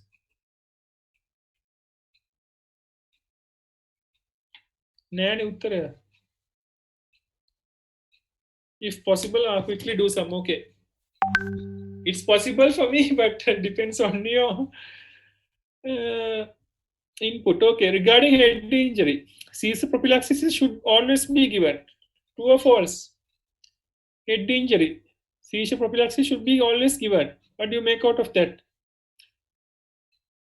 It's false. So you don't give seizure prophylaxis for patients with head injury. I know you might wonder some wards or maybe in the neurosurgical unit. In some instances people give it, but you don't give seizure prophylaxis prophylactically. There was this practice of giving phenytoin as prophylaxis, but it has shown that it will cause no harm. So unless the patient gets seizures, you will not usually give seizure prophylaxis. Okay. Coexisting other injuries is not common. Head injuries usually associated with polytrauma, so we can say that it's common. Okay, we can. It's very, unless somebody hits a patient with a pole or something, or gets an assault, it's unlikely that the patient will have isolated head injury. Okay, in trauma cases, it's usually polytrauma. Head is also involved in addition to the other parts. Okay, always need intubation to prevent secondary injury. Always the patient doesn't need. If the patient's GCS is okay and if the patient can maintain oxygenation and carbon dioxide clearance, you can watch without intubating the patient. Hypothermia causes secondary brain injury. Yes, it does. Hypothermia increases the oxygen consumption. So, if the patient can't keep up with the high oxygen consumption, it will cause secondary brain injury. Cooling is an effective method to prevent secondary brain injury. Or actually, we might think that cooling is an effective method, but in trials, it has not been shown that hypothermia will cause a mortal benefit. So that's wrong. Okay. So at a glance, we might think that cooling is an effective method because by reducing the oxygen consumption of brain by cooling, we might think that it will improve the patient's outcome. But truly speaking, it has been shown from trials that cooling will not prevent second brain injury. Sorry, it will not have mortal benefit. Okay. Next one. The following are fixed performance devices for oxygen therapy. So when you talk about, actually I have done this only to one group, I think, regarding oxygen therapy. When you talk about oxygen therapy devices, do you know how to classify it?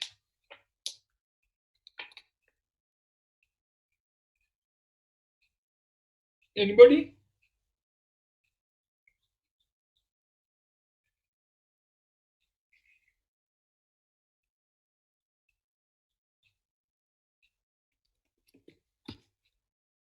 Nante?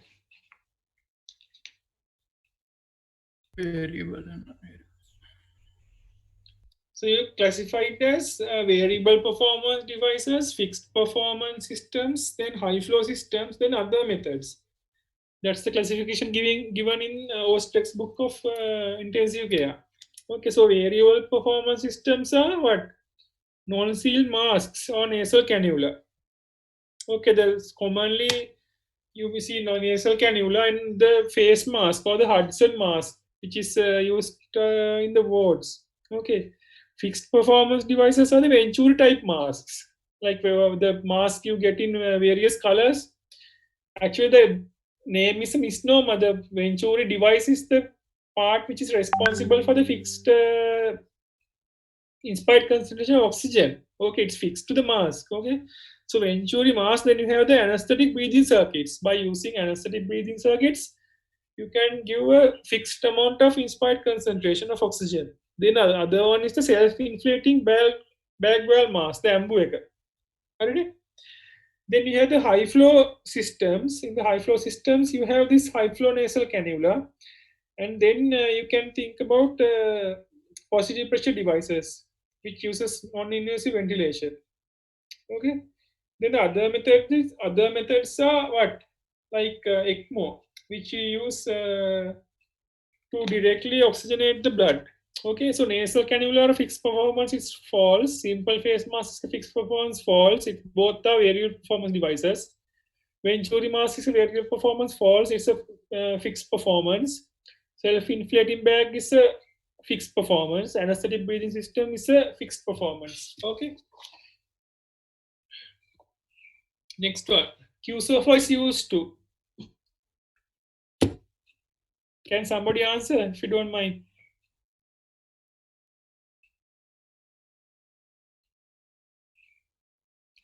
Okay, you don't use it to diagnose sepsis. QSOFA is hat again. QSOFA again. Quicksofa hat hypertension, altered conscious level, tachypnea. Hypertension again, systolic blood pressure less than 100. Tachypnea again, respirate rate more than 23, and GCA is less than 15. So if the QSOFA is more than 2, it means that the patient is at risk of higher number of complications. හරිනේ QSOF එක patient කෙනෙක් ඉන්නවා pneumonia patient කෙනෙක් ඉන්නවා කියලා හිතමු. There's one patient with right lower lobe pneumonia, then there's another patient with right lower lobe pneumonia. One patient scores QSOF of 3 and other patient scores QSOF of 1. So it indicates that the patient with the higher QSOF score is at risk of complications. Okay, so don't have the misconception that QSOFA is used to diagnose sepsis. It's not used to diagnose sepsis. It's used as a tool to predict complications in a patient with suspected sepsis. Okay. Next one consists of 5 components. False, it consists of 3 components. Next one, respirate of more than 20 carries 1 point. That's false. Respirate of more than 22 carries 1 point. Next one, map of 60 less than 65 carries 1 point. We don't talk about map in QSOFA. We talk about systolic blood pressure less than 100. If more than 2 points tells us that the patient is likely to have a higher mortality. That's true. Okay. I am rushing through. I don't know. Next one, regarding sepsis. SIRS criteria used to diagnose sepsis. So SIRS criteria were used to diagnose sepsis when a patient had infection. It was the first criteria, first tool to diagnose sepsis. But now it's not used because SIRS is very non-specific. SIRS is systemic inflammatory response syndrome. You get increased respiratory rate, then increased heart rate, increased temperature or decreased temperature, and increased white cell count or decreased white cell count. So SIRS criteria not used to diagnose sepsis because it's very non-specific. Like you can get a SIRS response in a patient who doesn't have infection. For example, in a burns patient or in a patient with pancreatitis.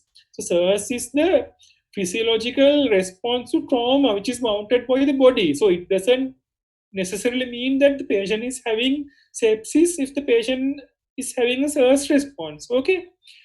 Septic shock is treated with dopamine. Dopamine is not used in septic shock unless the patient is bradycardic. It's not actually used.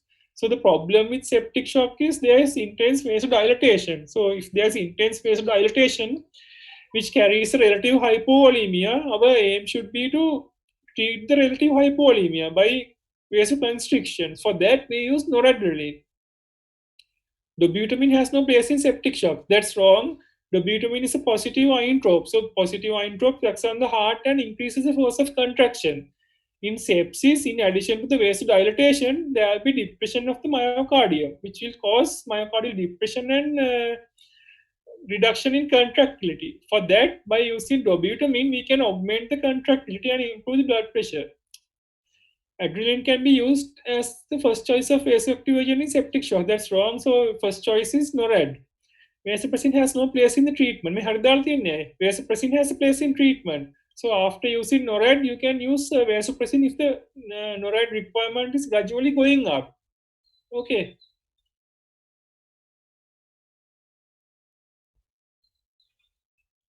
Any questions after that? Next one. Regarding septic shock, CVP should be measured routinely.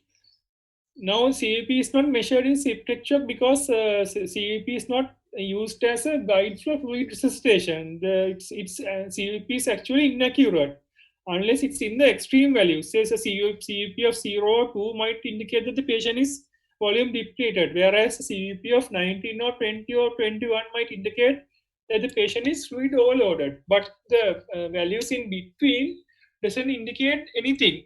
Like you can use CVP trends to guide fluid resuscitation when we don't have anything else. But CVP is not a good mark of fluid responsiveness. So CVP measured routinely wrong.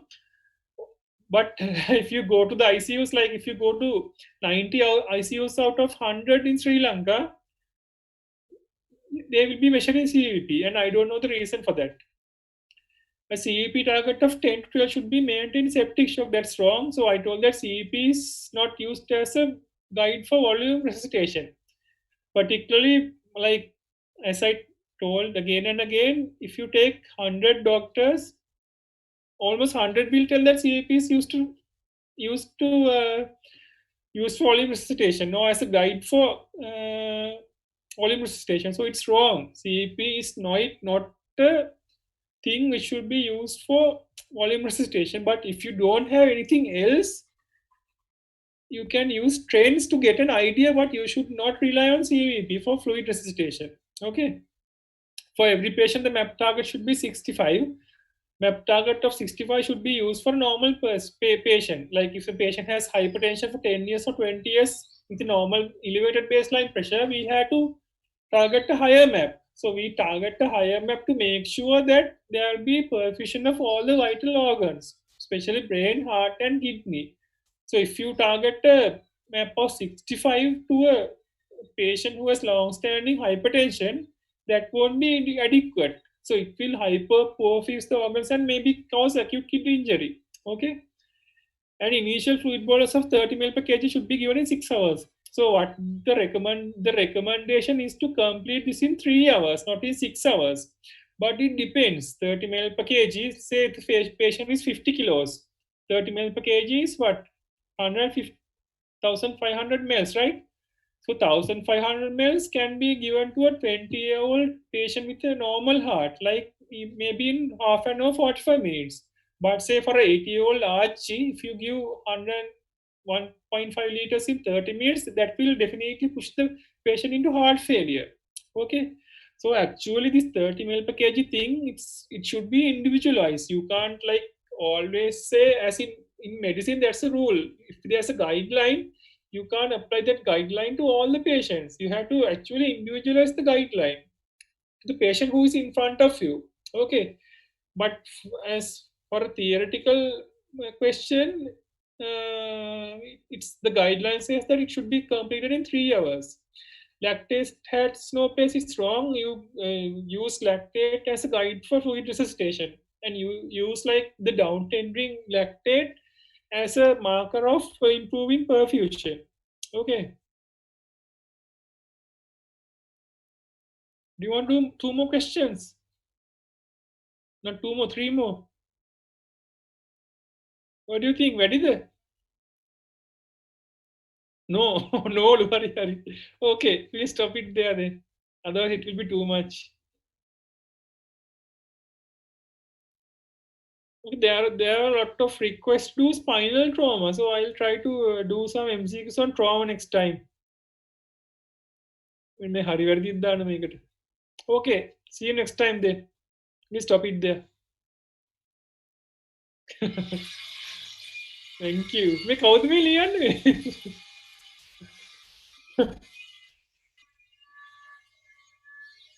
Okay, you're welcome.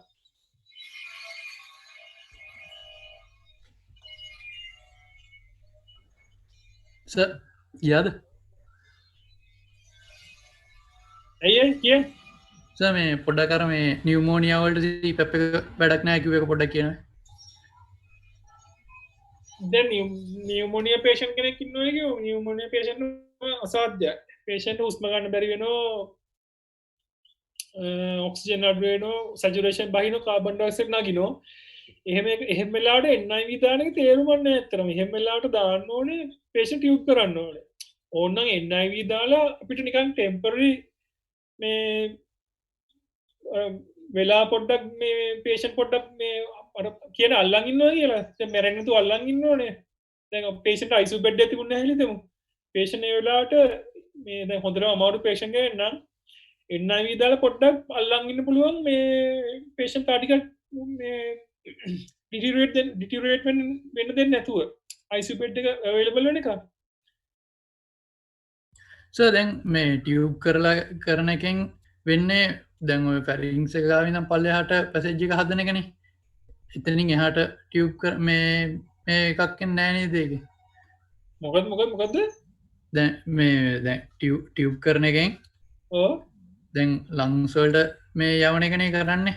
එතකොට දැන් එයා දැන් pneumonia එකේදී ප්‍රශ්න තියෙන්නේ ඉන්ෆ්ලමේෂන් එක එන එකනේ මේ ඇල්වියොලයි වල.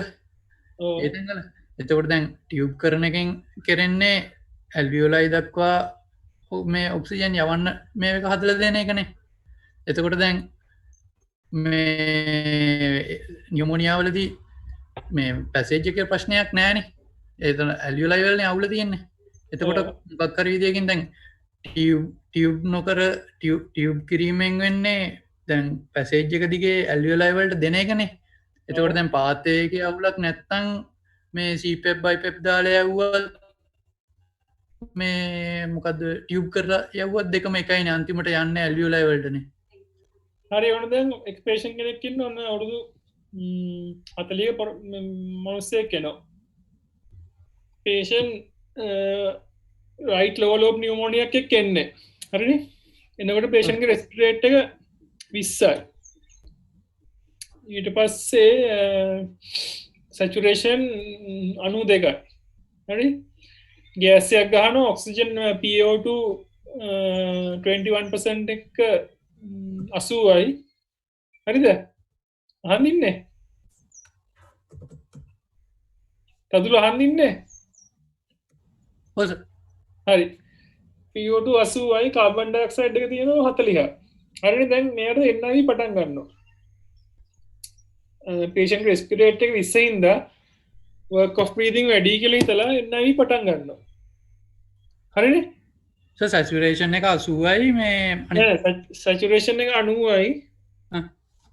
PO2 එක 80යි. හරි සර්.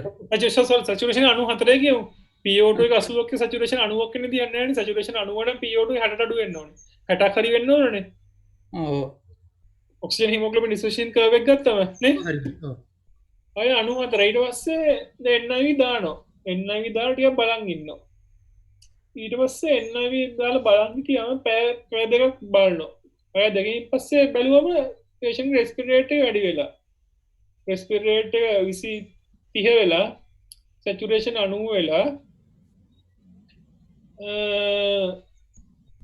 blood gas එක කරන PO2 40% වල 70යි carbon dioxide වැඩිලා 50යි. හරිනේ? දැන් ඔය patient ගත්තම එක තමයි එක කාරණයක් තමයි patient saturation බහැලා. ඔව්. අනිත් කාරණේ තමයි carbon dioxide වැඩි වෙලා. අනිත් කාරණේ තමයි respiratory වැඩි වෙලා. හරිනේ? දැන් ඇත්තටම එතකොට අපිට හිතන්න පුළුවන් ඔය patient ගේ NIV එක fail වෙලා කියලා. NIV එක හරි ගිහින් නැහැ නේ. අර patient NIV එකෙන් එච්චර මේ උදව්වක් වෙලා නැහැ. අපි oxygenation improve කරන්නයි carbon dioxide wash out කරන්නයි කියලා හිතාගෙන මේ NIV දැම්මා BiPAP දැම්මා. නමුත් වැඩේ හරි ගිහිල්ලා නැහැ. හරිනේ? ඔව්. ඊට පස්සේ හරි එතන ඉන්න ડોක්ටර් කෙනෙක් කියනවා හරි patient tube කරනවා කියලා. ඊට පස්සේ patient tube කරනවා. ඔව්. patient propofol මිඩසලයින් ෆෙන්ටනිල් ගහලා නිදි කරලා සක්ස් ගහලා tube එකක් දාන්න pencil paralyze කරලා. සර් මේ අර කලින් කර ඉන්න පාඩම ඉවරයිනේ දැන් නේ? ඔව් ඉවරයි. දැන් අපි දෙන්නා ඩිස්කෂන් මේ ඒක සර් කියන්න ඉඳපු ටික කියලා ඉවරයිනේ නේ? ඉවරයි මේක අපි දෙන්නා ඩිස්කෂන් නෑ. හරිනේ දැන් කරන්නේ ඔය patient exhaust වෙලා එක්කෙනෙක්ගෙන් හරි tube එකක් දාමුයි කියලා මේක හරියන්නේ නැහැ NIV බැලුවා හරි ගියේ නැහැ හරියට දැන් එක ડોක්ටර් කෙනෙක් කියනවා ඔය NIV වැඩේ හරියන්නේ නැහැ මේ මිනිස්සයා exhaust වෙන එන්න දෙකක් බැලුවා හරියන්නේ ගෑස් එකත් කාබන් ඩයොක්සයිඩ් උත් නගිනවා ඔක්සිජන් උත් බහිනවා සැචුරේෂන් උත් ඩ්‍රොප් වෙනවා patient ගේ exhaust උත් වෙනවා respiratory rate එක වැඩි වෙනවා අපි tube එකක් දාමුයි කියනවා දැන් ඔය patient tube එකක් දැමීමෙන් බලාපොරොත්තු වෙන්නේ මොකක්ද ඒ කවන්නේ සිංහලෙන් කිව්වද ඕ සිංහලෙන් කියන්නේ ඒක හොඳයි හැබැයි ඉංග්‍රීසියෙන් කියන්න ඉංග්‍රීසියෙන් ප්‍රශ්න වලට උත්තර දෙන්න නිසා ප්‍රශ්න අහන්න ඉංග්‍රීසියෙන් තමයි හරි වැඩේ හරිනම් කරන්න හරි දැන් කෙනෙක් කිය tube එකක් දාමුයි කියලා tube එකක් දැමීමෙන් what do you expect from this by mechanically ventilating the patient so you are under the impression that mechanical ventilation and NIV will be the same like no not the same you were under the idea that mechanical ventilation will deliver higher amount of oxygen to the alveoli because you pass a tube into the trachea එහෙමනේ දැන් මේ doctor කෙනෙක් කියනවා හරි මේ NIV fail වුණා මේකට දැන් බටයක් දාමුයි කියලා මොකද බටේ දැමීමෙන් තියෙන ප්‍රයෝජනේ NIV ගත්තත් NIV වලින් 100% ඔක්සිජන් දෙන්න පුළුවන් දැන් අර දෙන ප්‍රෙෂර් එකේ ඉන්න ප්‍රෙෂර් එක දැන් අර මේ ජෙනරේට් වෙන නහය ජෙනරේට් වෙන ප්‍රෙෂර් එක ඇල්වියුලස් ලෙවල් එකේ ආව නැති වුණාට patient high inspired oxygen concentration එක දෙන්න පුළුවන් මොකද දැන් ඔය patient ඔය හිතන්න දැන් අර නියුමෝනියක් ඉඳලා ලං එක මොකද්ද මේ සොලිඩිෆ් ලං එකේ අර ඇල්වියුලස් වල එක පිරිච්චින්ද ඔක්සිජන් යන්න බෑ කියලා ටියුබ් එකක් දැම්ම ඕන මොකද්ද ඊළඟට NIV සහ ටියුබ් එක දැමීම අතර වෙනස මොකද්ද වෙනස ඒ ටියුබ් එකක් දාන්නේ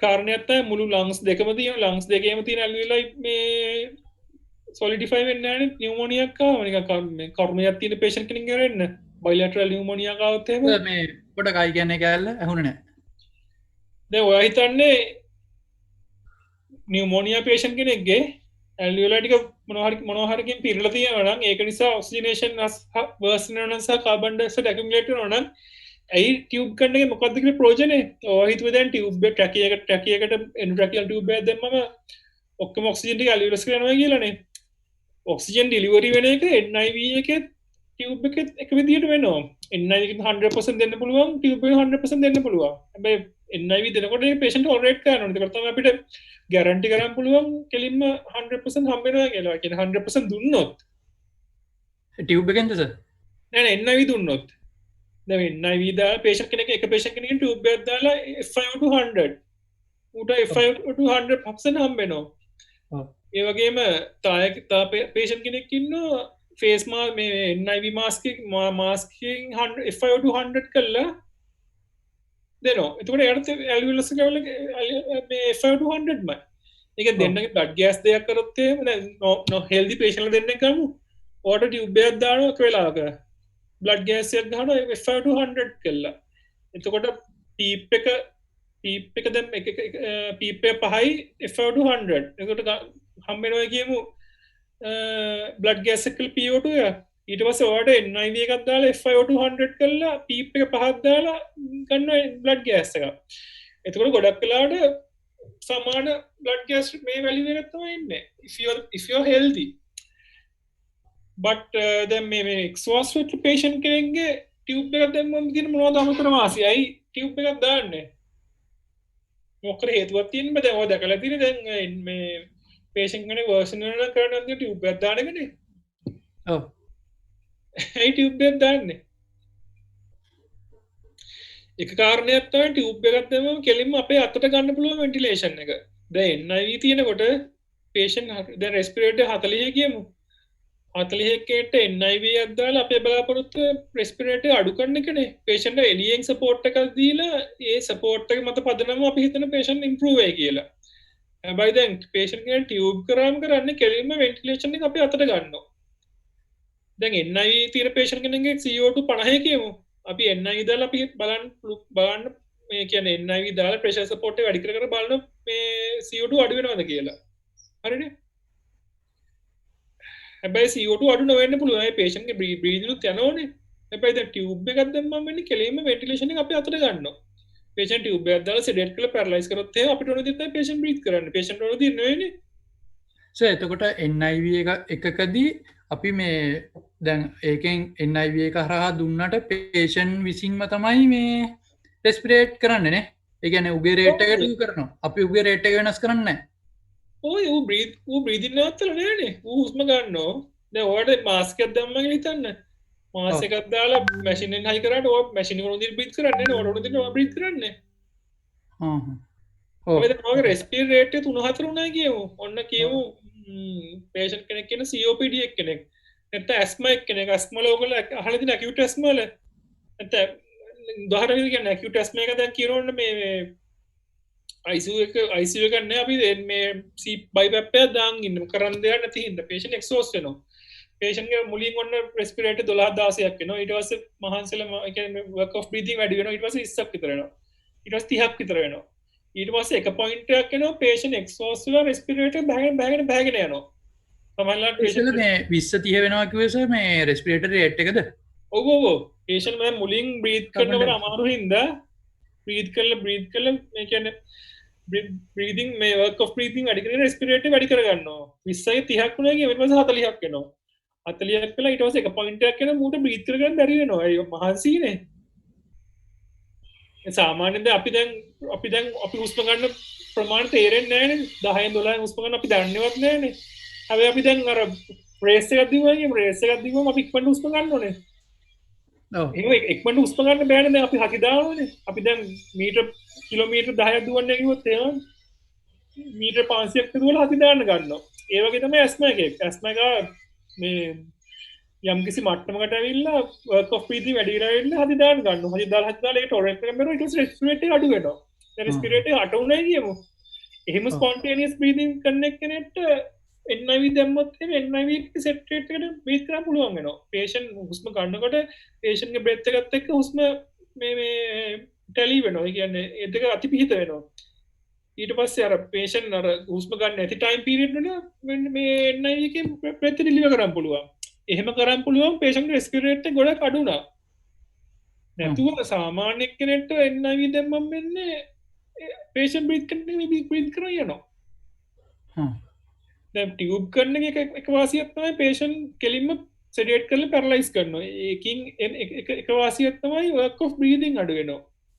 මම දැන් හැමදාම කියන්නේ shock patient කෙනෙක් හිටියොත් එහෙම patient tube කරන්නේ work of breathing අඩු කරගන්නේ කියලා. ඒ කියන්නේ respiratory muscles actively contract වෙන්න බයි inspiration කරන්න. ඒකට energy ඕනනේ. ඒ energy requirement එක කෙලින්ම කපලා දාන patient intubate කරලා paralyze කරාම sedate කරලා. ඒක එක කාරණයක්. හරිනේ? අනිත් එක තමයි ventilation අපේ අතට ගන්න පුළුවන්. ඒ කියන්නේ අපිට ඕන විදිහට respirator වැඩි කරන්න පුළුවන්. ඒක තමයි main කාරණේ. ඒක තමයි head injury patient කෙනෙක් spontaneously යනතු tube කරන්නේ. tube කරන එක ඒ වාසිය තමයි patient ගේ ventilation එක අපිට ගන්න. අපේ අතට ගන්නවා. අපේ අතට ගන්නවා කියන්නේ ventilation එක අපේ අතට ගන්නවා කියන්නේ CO2 control එක අපේ අතට ගන්නවා. දැන් CO2 clearance එක වෙන්නේ ventilation එකෙන්නේ. හරිනේ? ඒක දෙවෙනි කාරණේ. තුන්වෙනි කාරණේ තමයි patient එක recruitment maneuvers කරන්න පුළුවන්. දැන් ඔයගොල්ලෝ දැකලා තියෙනවද දන්නේ ICU patient කෙනෙක් සමහරවිට physiotherapy දෙනකොට අර මේ tube එක disconnect කරලා physiotherapist උලංග ගන්නනේ. ඇම්බු බෑග් එකේ. ගහල් පිපේ chest එකට තට්ටු කරන්නේ. recruitment manual එකක් කියන්නේ collapse වෙලා තියෙන alveoli open up වෙන එක. දැන් NIV දැම්මම වෙන්නේ CPAP එකක් දෙනවා. CPAP එකක් දුන්නාන් පස්සේ සමහර අපිට කියන්නේ ගොඩක් වෙලාට ගැරන්ටි කරලා කියන්න බෑ ඔක්කොම collapse වෙච්ච alveoli open up වෙනවා කියලා මේ CPAP එක දුන්නාට සමහර collapse වෙච්ච ඒවා තියෙන්න පුළුවන්. හරිනේ? හැබැයි මේ මොකද්ද මේ patient කෙනෙක් tube කරලා sedate කරලා paralyze කරලා ඉන්නවනම් අපිට අර recruitment manual එක හොඳට කරන්න පුළුවන්. වැඩිපුර ප්‍රෙෂර් එකක් දෙන්න පුළුවන් නේ patient paralyze කරලා ඉන්න හින්දා නැත්තම් දැන් උදාහරණයක් විදිහට කියන්න ඔයා දැන් patient කෙනෙක් මේ හාස්පිටල් ඉන්න patient කෙනෙක්ගේ මූණට ඇඹු බෑග් එකක් දාලා මේ ඇඹු කරන්න හැදුවොත් එහෙම positive pressure එකක් දාලා recruit කරන්න patient tolerate කරන්නේ නැහැ නේ අපි tube කරලා හිටු patient කෙනෙක් ඒක tolerate කරන්න පුළුවන් අන්න ඒකද රික්‍රූට්මන්ට් මනුස් කරන්න පුළුවන්. අනිත් ඒවා දැන් patient prone දාන්න පුළුවන්. දැන් tube කරාම ඔයගොල්ලෝ අර දෙනවා දැන් prone ventilation කියලා. දැන් සාමාන්‍ය අපි ඉන්නේ supine නේ. ඔක්සිජනේෂන් හොඳටම බෑඩ් නම් patient අනිත් පැත්ත ගහන්න පුළුවන් prone කරන්න පුළුවන්. දැන් ගොඩක් වෙලාවට NIV එක patient කෙනෙක් prone ගහන්න බෑනේ. ඒක tube එකක් දාන්න patient කෙනෙක් හොඳට sedate කරලා paralyze කරලා ඉන්න prone දාලා පැය 16ක් සකුණ තියෙන්න පුළුවන්. ඒ රික්‍රූට්මන්ට් මැනුවස් කරන්න පුළුවන්. ඒක තමයි අනිත් ටියුබ් කරන එකේ වැදගත්කම. හරිනේ? අනිත් එක වැඩිපුර පීප් එකක් දෙන්න පුළුවන්. සමහරලාට NIV වල දෙන පීප් එක patient tolerate නොකරන්න පුළුවන්. දැන් උදාහරණයක් විදිහට CPAP එකක් දෙනකොට CPAP එක 5 කරලා 10 කරනකොට patient නිකන් අර මම අර මේ demonstrate මේක කිව්වේ CPAP එකේ breathe කරනවා කියන එක උදාහරණයක් කියන්න පුළුවන් දැන්. කළා හුස්ම කරගෙන ඒ හුස්මට breathe කරන එක. එහෙම කරනකොට spontaneous patient කෙනෙක්ට අමාරුයිනේ. හැබැයි ටියුබ් කරලා ඉන්න කෙනෙක්ට දැන් මූ දන්නේ නැහැනේ මේක කොයි ලෙවල් එකේ බීට් කරනවද කියලා. ෆුල් ෆ්ලැට් කරලා මේ හොඳ ලොකු පීප් එකක් දාලා අපිට patient ගේ ඔක්සිජනේෂන් ඉම්ප්‍රූව් කරන්න පුළුවන්. ඒක තමයි වාසි. හරිනේ දැන් නියුමෝනියා එකක් තියෙන patient කෙනෙක් වැදගත්කම තමයි ඒක අන්තිමට කියප එක ඈ අන්තිමට කියප එක ඇහුණා සිග්නල් එක පොඩ්ඩක්. අන්තිමට කිව්වේ දැන් ලොකු පීප් එකක් දෙන්න පුළුවන් කියන එක. සාමාන්‍ය ලොකු පීප් එකක් ස්පොන්ටේනියස් කියන එක ඔය පීප් එක බ්‍රීත් කරන විදිහ තේරෙනවද? ඔය හුස්මක් අරගෙන තේරෙනවා. ඒ හුස්මට බ්‍රීත් කරනවා කියන්නේ. දැන් ලොකු පීප් එකක් දෙනවා ලොකු හුස්මක් උඩ බ්‍රීත් කරනවා. ඌට අමාරුයිනේ. හැබැයි දැන් patient tube එකක් දාලා full flat කරොත් එහෙම මේ මිනිස්සු දන්නේ නැහැනේ කොහොම බ්‍රීත් කරනවද කියලා. ඒකයි. දැන් නියුමෝනියා patient කෙනෙක් ගත්තාම patient ගේ full නිකන් lungs අඤ්ඤ කොටස් වෙලා තියෙනවා නම් full එක කියන්නේ මේ bilateral pneumonia තියෙනවා කියලා ටියුබ් කරන එක වාසි තමයි එකක් අපිට ඔක්සිජනේෂන් ඉම්ප්‍රූව් කරන්න පුළුවන්. ඔක්සිජනේෂන් ඉම්ප්‍රූව් කරන්න පුළුවන් FiO2 වැඩි කරලා අනිත් එක රික්‍රූට්මන්ට් මැනුවස් කරලා අනිත් එක පීප් එකක් දාලා අනිත් එක ප්‍රෝන් දාලා ඔය ඔක්කොම හතර ලේසියෙන් කරන්න පුළුවන් ස්පොන්ටේනියස් ඉන් patient එකට වැඩිය. ඊට පස්සේ වෙන්ටිලේටර් කන්ට්‍රෝල් එක අපේ අතර ගන්න පුළුවන්. අනිත් එක ඔක්සිජන් රික්වයර්මන්ට් එක අඩු වෙනවා. හරිනේ? මේ එතකොට දැන් අර ඉස්සෙල්ලා දැන් මේ NIV දීපු patient deteriorate වුණානේ සර්. දැන් ඔය ගත්ත උදාහරණේ. ඔව්. දැන් එයාට මේ ඇයි එහෙම වුනේ කියන්නේ ඒ මොකද කියන්නේ ඔය මැනුවස් නොකර ඔය දෙකක් තමයි patient එක tolerate නොකරන්න පුළුවන්. දැන් NIV හොඳට වෙන්න ගානට face mask fit වෙන්න බෑ මූන්ට.